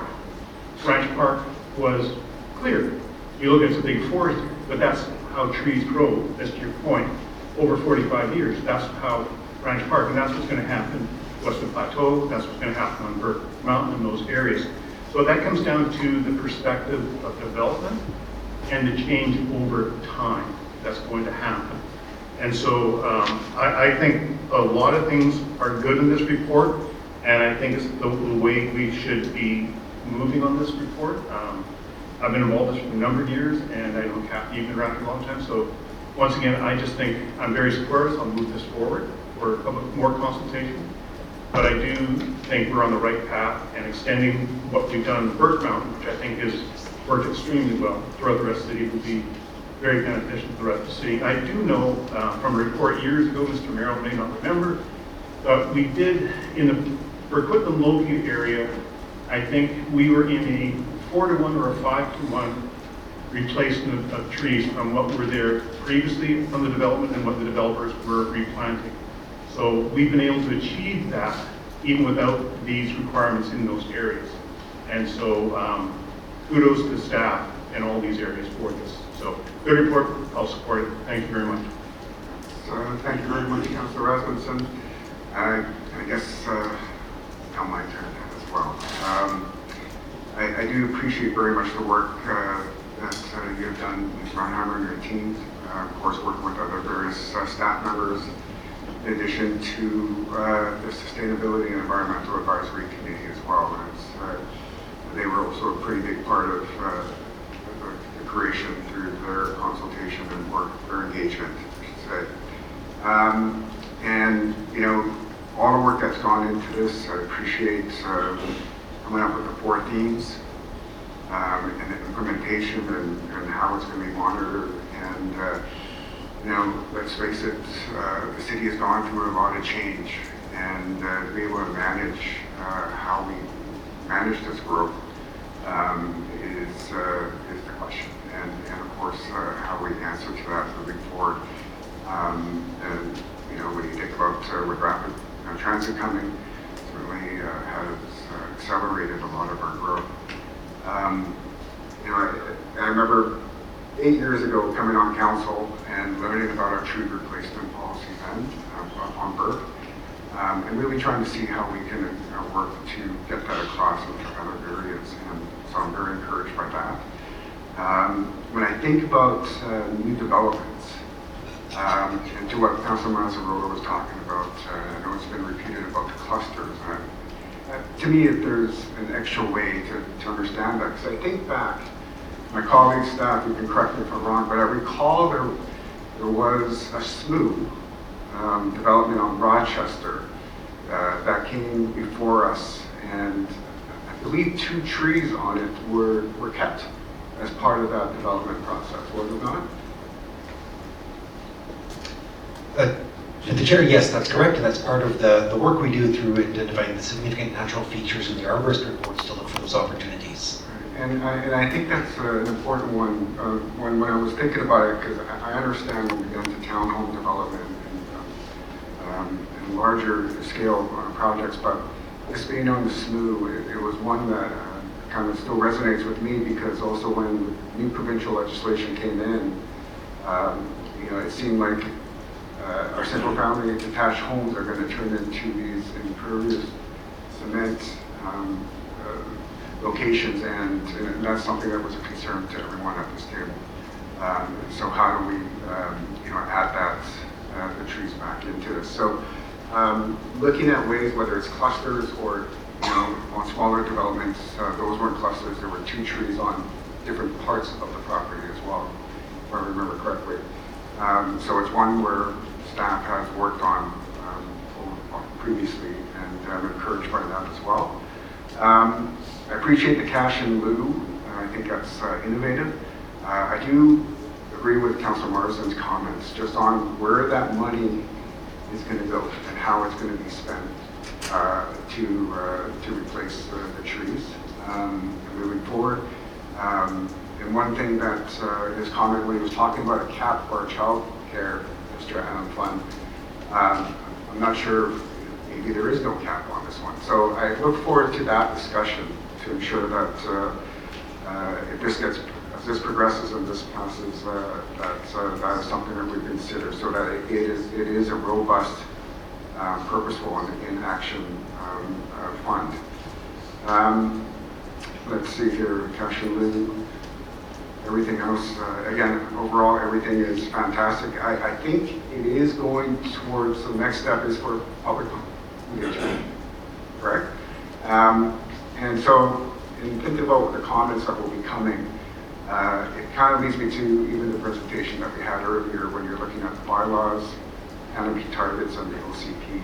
I'm assuming that those questions are going to be coming during public engagement as well. So when I think about the OCP and alignment and integration, I would have to take some of the discussion right now as a strategy and plan. Wouldn't that also be part of work that would be integrated into strategies in the future? Mr. Merrill. Thank you, the Chair. No, you're correct. So with the intent of moving to a new 5-year rolling OCP update schedule, so any of the interim strategies, plans, or documents that the city prepares in those intervening years be added into the official community plan in that next update, unless they were critical updates that had to happen at the time of the strategy's adoption. Okay, thank you. I'm sure some more comments will be coming through that in the cash and loop. But the bylaws, and I know we've had discussions on this in the past, but I would assume that more discussion will be coming staff's way on when this plan goes out, this draft goes out for consultation. So I just wanted any comments on, I think this plan is, from where we are as a city, it has so much, it encompasses a lot. Would bylaws be need or be considered as part of the discussion moving forward? Mr. Engler. Yeah, to the Chair. So as presented in the report, bylaw implications, the primary piece we're looking at is the tree program fund, which would require bylaw amendments likely to the to the zoning bylaw, as well as ultimately the fees and charges bylaw to collect those funds. In terms of the tree management bylaw, that's something that isn't a focus of the work going forward in terms of re-looking at that or other aspects of the tree management bylaw. We haven't received that direction, and I think that we are on a spectrum of tree management bylaws. Ours is where where it was intended. It provides flexibility. It doesn't provide unintended consequences or disincentives around tree planting, and it is part of the success. And I think we hear from homeowners that they appreciate the flexibility that they have. And as Kathy touched on when she talked about the bylaw, it is protecting trees on steep slopes. It's protecting trees in sensitive areas. And then it provides flexibility and tree replacement outside of those areas when people are removing 2 or more trees. And that seems to fit well in the context of the urban forest management strategy here in Coquitlam. Yeah, no, thank you. I appreciate that. I'll leave it there at this point. I think, for me, I support this draft and moving forward, but I can see that additional comments will be coming from the public on this. And it'd be interesting to understand that more in greater detail. So, but with that, do I have any addition? Moved by Councillor Asmussen, seconded by Councillor Hodge. All in favor? Any opposed? There is unanimous. Thank you very much, Ms. Reinheimer. Madam Corporate Officer. Thank you, Chair. Next item on the agenda, the report of General Manager of Parks and Capital Projects, reducing barriers to community sport and recreation access, Equip Sport Partnership, with a presentation by the Manager of Sport Services, and the recommendation is to receive for information. Hello, Mr. Forster. It's moved by Councillor Asmussen, seconded by Councillor Mandelo. Good afternoon, Council. Thank you for the opportunity to share with you today. I am Brian Forster, the Manager of Sports Services in our Parks Division, and this afternoon I'm pleased to present a new and innovative program that's already reducing barriers and expanding access to outdoor sport and recreation across Coquitlam. Our new service agreement partnership with Equip Sport is a great example of how we can enhance community amenities in a way that's inclusive, innovative, and financially responsible. Since launching this new program, we've seen strong early uptake from residents, and I'll walk through some of those numbers as we go along. I'll start with some background on the agreement, then move into an overview of how the program works. I'll highlight the equipment and where it's located, speak to the community impact and alignment with strategies and priorities, and finish with implementation, monitoring, and next steps. To give a bit more background, this service partnership builds directly on the city's ongoing commitment to delivering sport and recreation opportunities that are accessible, inclusive, and innovative. In late 2025, we entered into a new 5-year service agreement with Equipsport, supported through funding from Canadian Tire Jumpstart charities. Through this agreement, residents now have free rental access to a wide range of outdoor sport and physical activity equipment across the community. Equipsport is a privately held Swiss company whose sharing economy model is designed specifically to remove barriers to sport and physical activity. They currently operate 450 equipment stations across Europe and Canada, and Coquitlam is now the 2nd city in British Columbia and the 3rd in Canada to adopt this innovative program. A key strength of this service partnership is that it comes at no cost to the city, and Equipsport is responsible for all labor, maintenance, equipment replacement, and operating costs, and that means that we're able to expand access to physical activity and recreation in a meaningful way without adding pressure to our tax base. And this program also aligns strongly with several of our guiding plans and strategies, including the Sport Build Strategy and Accessibility and Inclusion Plan. Overall, this partnership represents an innovative, no-cost enhancement to the city's spontaneous outdoor sport and recreation amenities, and it highlights Coquitlam's leadership in supporting accessible, community-focused physical activity services. So we now have 20 equipment stations installed at 14 parks across the city. Installations were completed ahead of schedule, with everything in place and active by the end of February, well before our original April target. The program is designed to encourage spontaneous physical activity, the kind of casual, low-barrier recreation that makes parks more vibrant and welcoming. Equipment at each site is tailored to the park's amenities and the surrounding neighborhood. Locations were strategically selected to reach a broad cross-section of residents, guided by park usage data and neighborhood demographics. So how does it work? When someone comes to an equipment station for the first time, they simply download a free mobile app that's available through a QR code on every station. And in less than 2 minutes, they create a free user account and have access to all of the equipment available across the entire Equipsport system. It's that simple. And when paired with our field availability website and QR codes, families and groups of friends have access to equipment and open sport fields for drop-in play quickly and easily. And excitingly, we're already seeing strong engagement. To date, 995 Coquitlam residents have signed up for the app.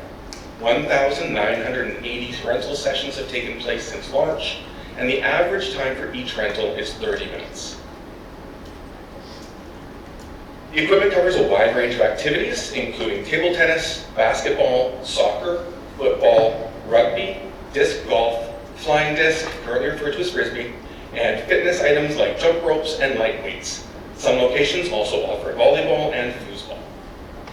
All equipment is accessed through a free mobile app, which makes it easy for residents to rent items on the spot. And in terms of what we're already seeing people choose most often, basketball and table tennis are the top rental items across the system. However, encouragingly, we've seen that every piece of equipment in the system has been accessed multiple times, with the highest being 192 uses and the lowest being 62 uses. This tells us that the equipment mix is resonating with residents and aligns with how people are already using our parks. The stations are distributed across the community to maximize reach and equity.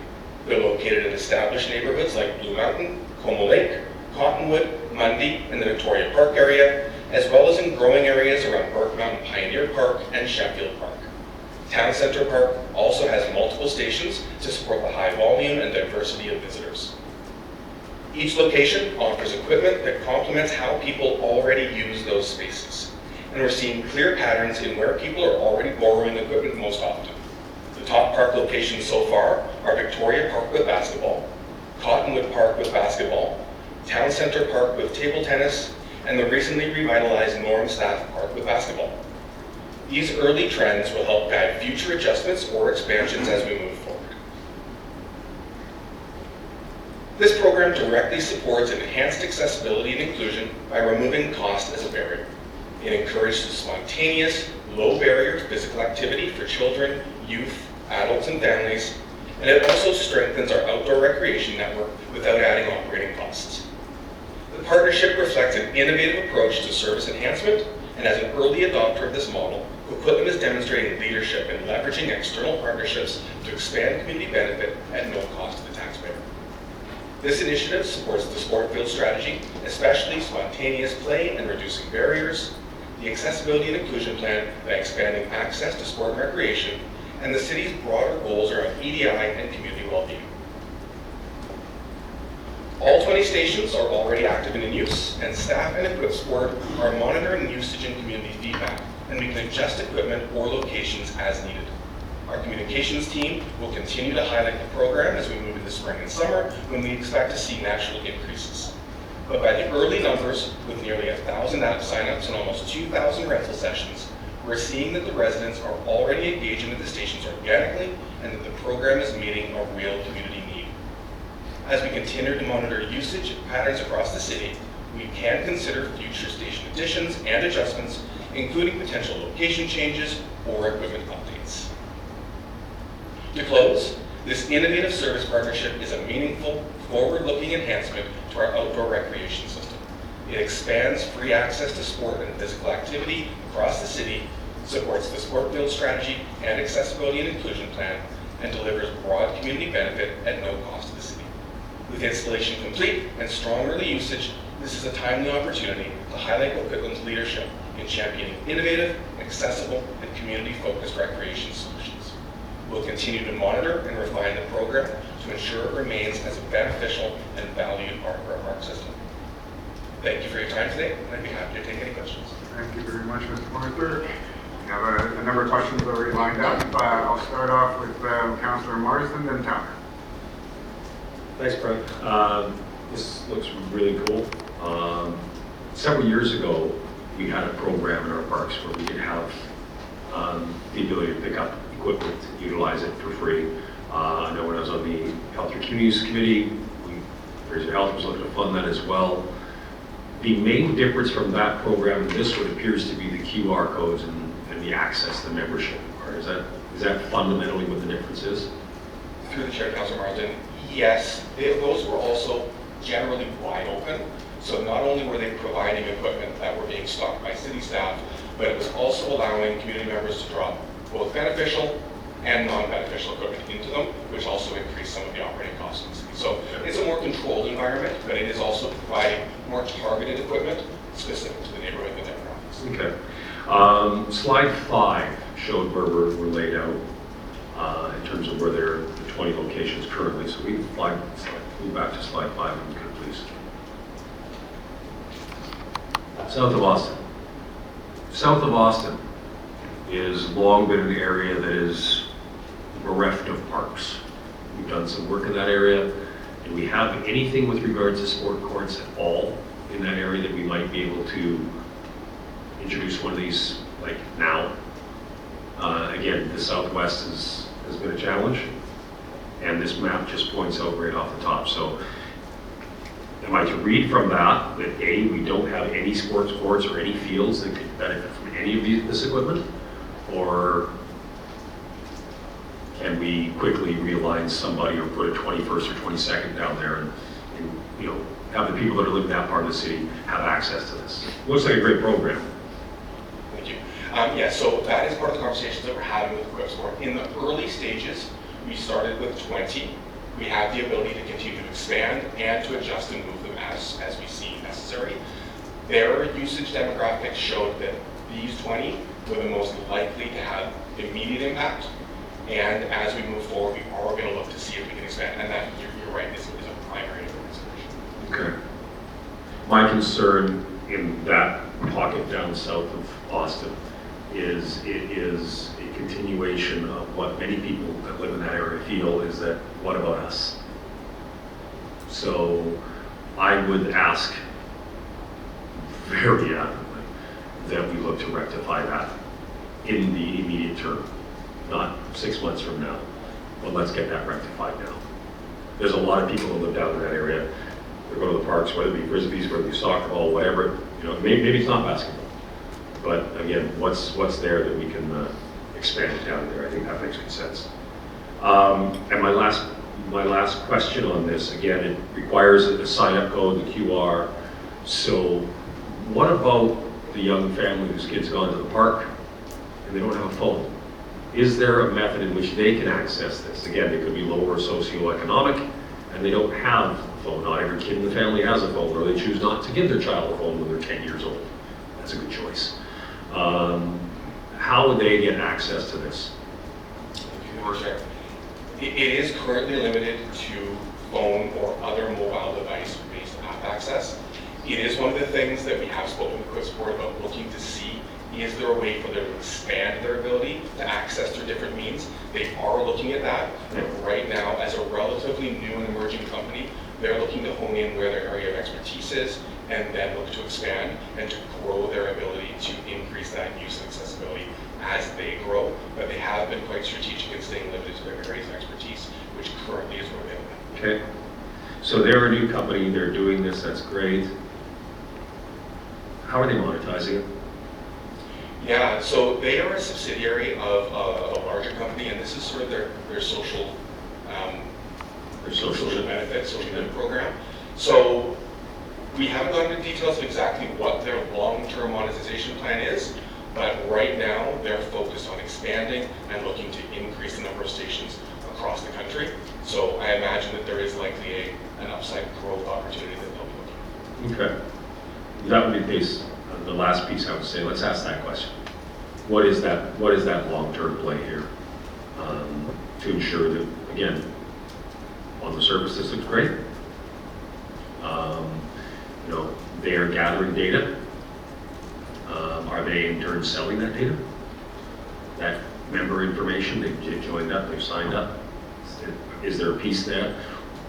I just want to ensure that we're disclosing to our residents that what they're doing when they scan this QR code, when they give their information, what's happening with that. Again, just for their own, personal safety and security. Great, thanks.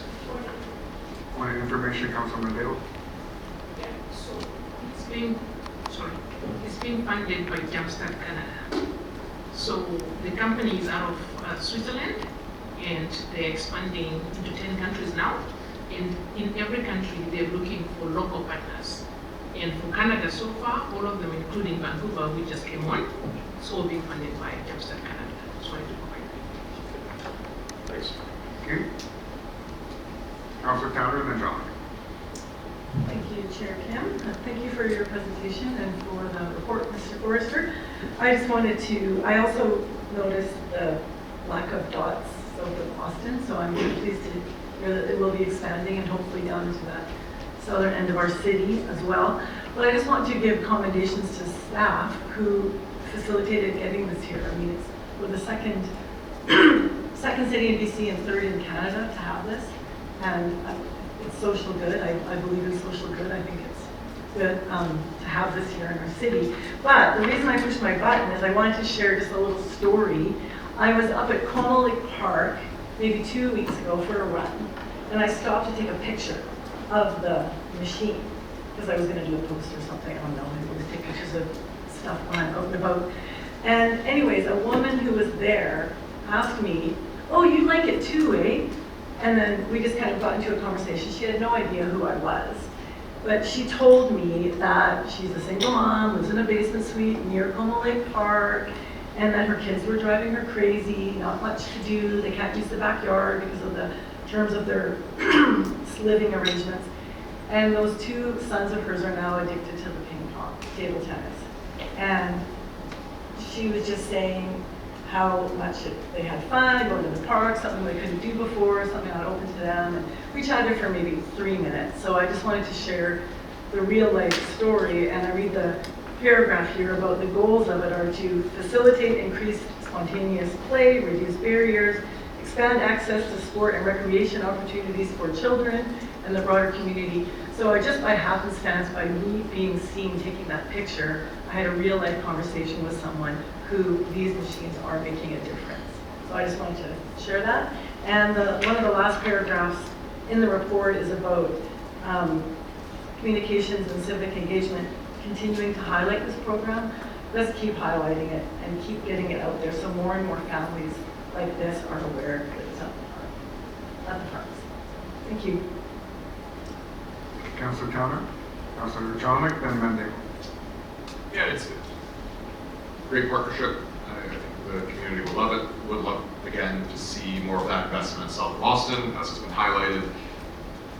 My questions go to, this is still a big new venture of this company. I've noted that they are using some grants from Canadian Tire.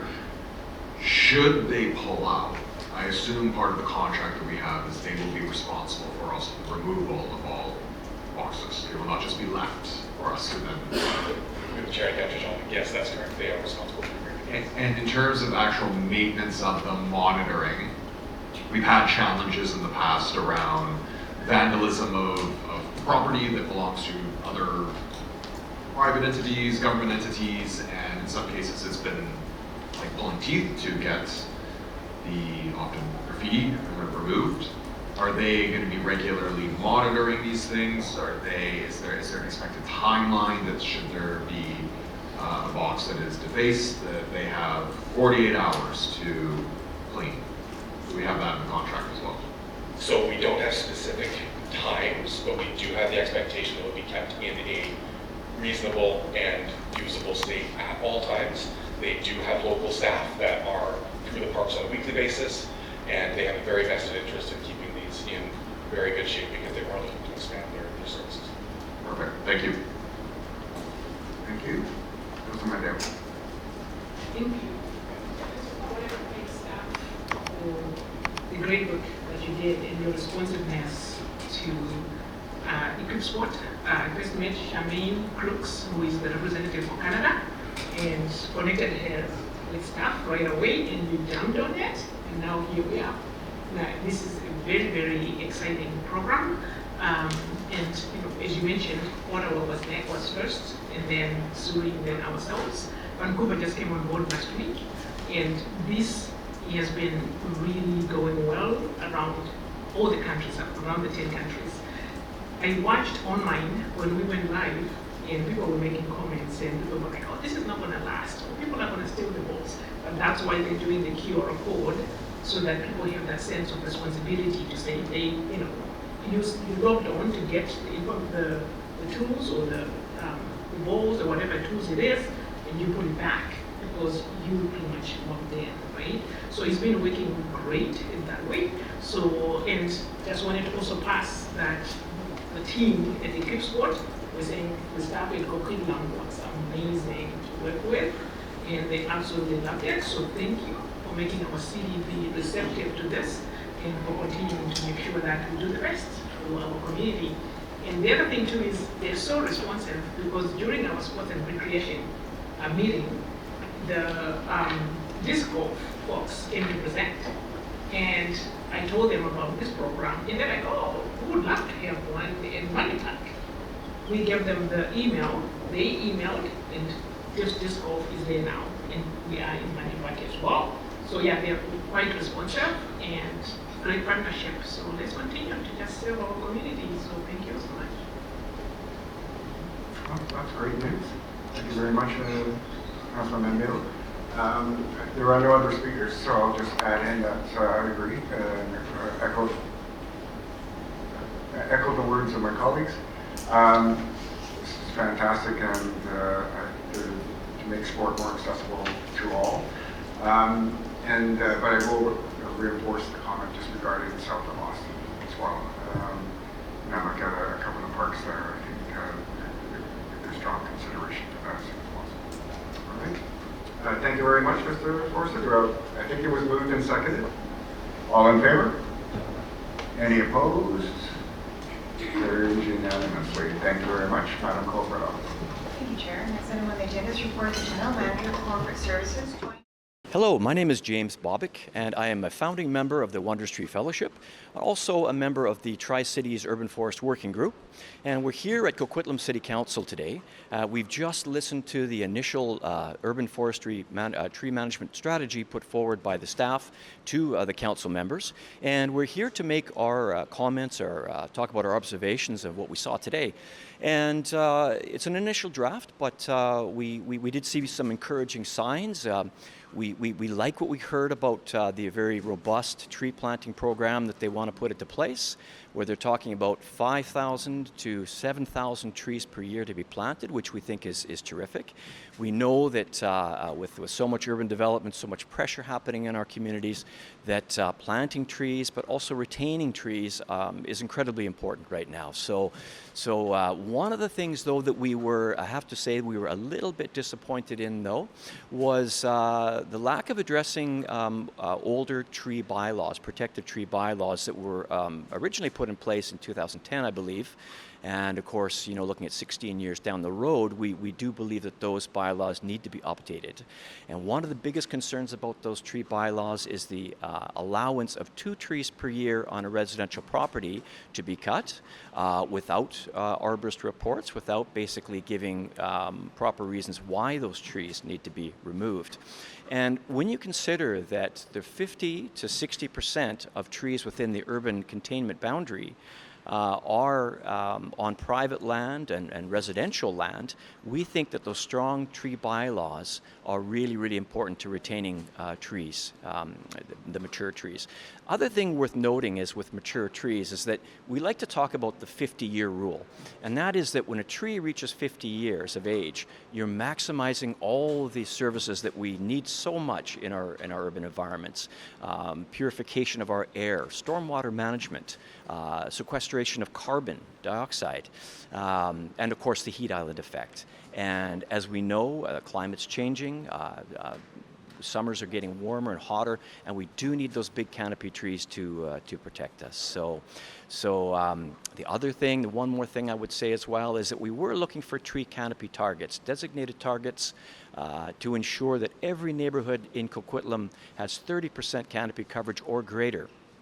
And we think that's critically important as well. So we're hoping that moving forward that we will see some of that commitment by council to tree retention, to stronger tree bylaws, and to having a measurable tree canopy cover target. My name is Janet Kurgovich. I'm a Coquitlam resident who is here today to try to get answers to some of the details that we need clarified for the urban forest management strategy. Particularly, we are interested in hearing from the mayor and council if they would be willing to commit to the 3 elements that we saw were missing. Canopy targets, like James mentioned, and integration with the official community plan, and constant monitoring of what's really happening in our community. We've seen a wonderful report given by the manager of parks, and what we've failed to see, though, is really how they're going to carry out their work and how they're going to integrate it with today's practices. Now, for example, I live in a very densely oriented, transit-oriented neighborhood where we're seeing rapid loss of our green space because of the development that's required. That was legislated by bill, the bills handed down from the province. So the main thing that I really wanted to hear, and it was not answered in our session, was will council commit to bringing these things into practice that we've asked for today? Hi, my name is Jeff Gooderham. I'm a landscape architect and arborist, and I'm here to provide my experience that I've had over the years with forest management, tree bylaw work, and management of trees in municipal settings. I've been involved in this kind of work for almost 30 years now, and I have some basic technical advice that I could give to anybody who wants me to give them some help. My experience with tree bylaw, as I said, I've been involved with tree bylaws for almost 3 decades now, and I've seen the bylaws that I've been involved with personally, worked under. They've evolved quite substantially over those many years. We started where I started working. The tree bylaw was actually quite a vague arrangement that had a lot of ability for people to do work without actually requiring a permit. And over the years, and the 2 complete tree bylaw reviews by the city, we have now established ourselves with a bylaw that is actually very effective and a very comprehensive bylaw. You need a permit to remove a tree. You need to put replacement trees in. There's a cash in lieu option if you can't physically put the replacement trees in. At the same time, though, we recognize that there are many people in our community that need our assistance in making decisions, and we're happy to provide that assistance by being there for them. We work very hard to make sure that we're being equitable in the way we manage our tree bylaw, and that we try not to make life too difficult for people who are living with real problems. There are many cases where people have trees that are causing significant problems for them, and they need a solution, and that may involve removing the tree. We also have to recognize that we have to be fair to people.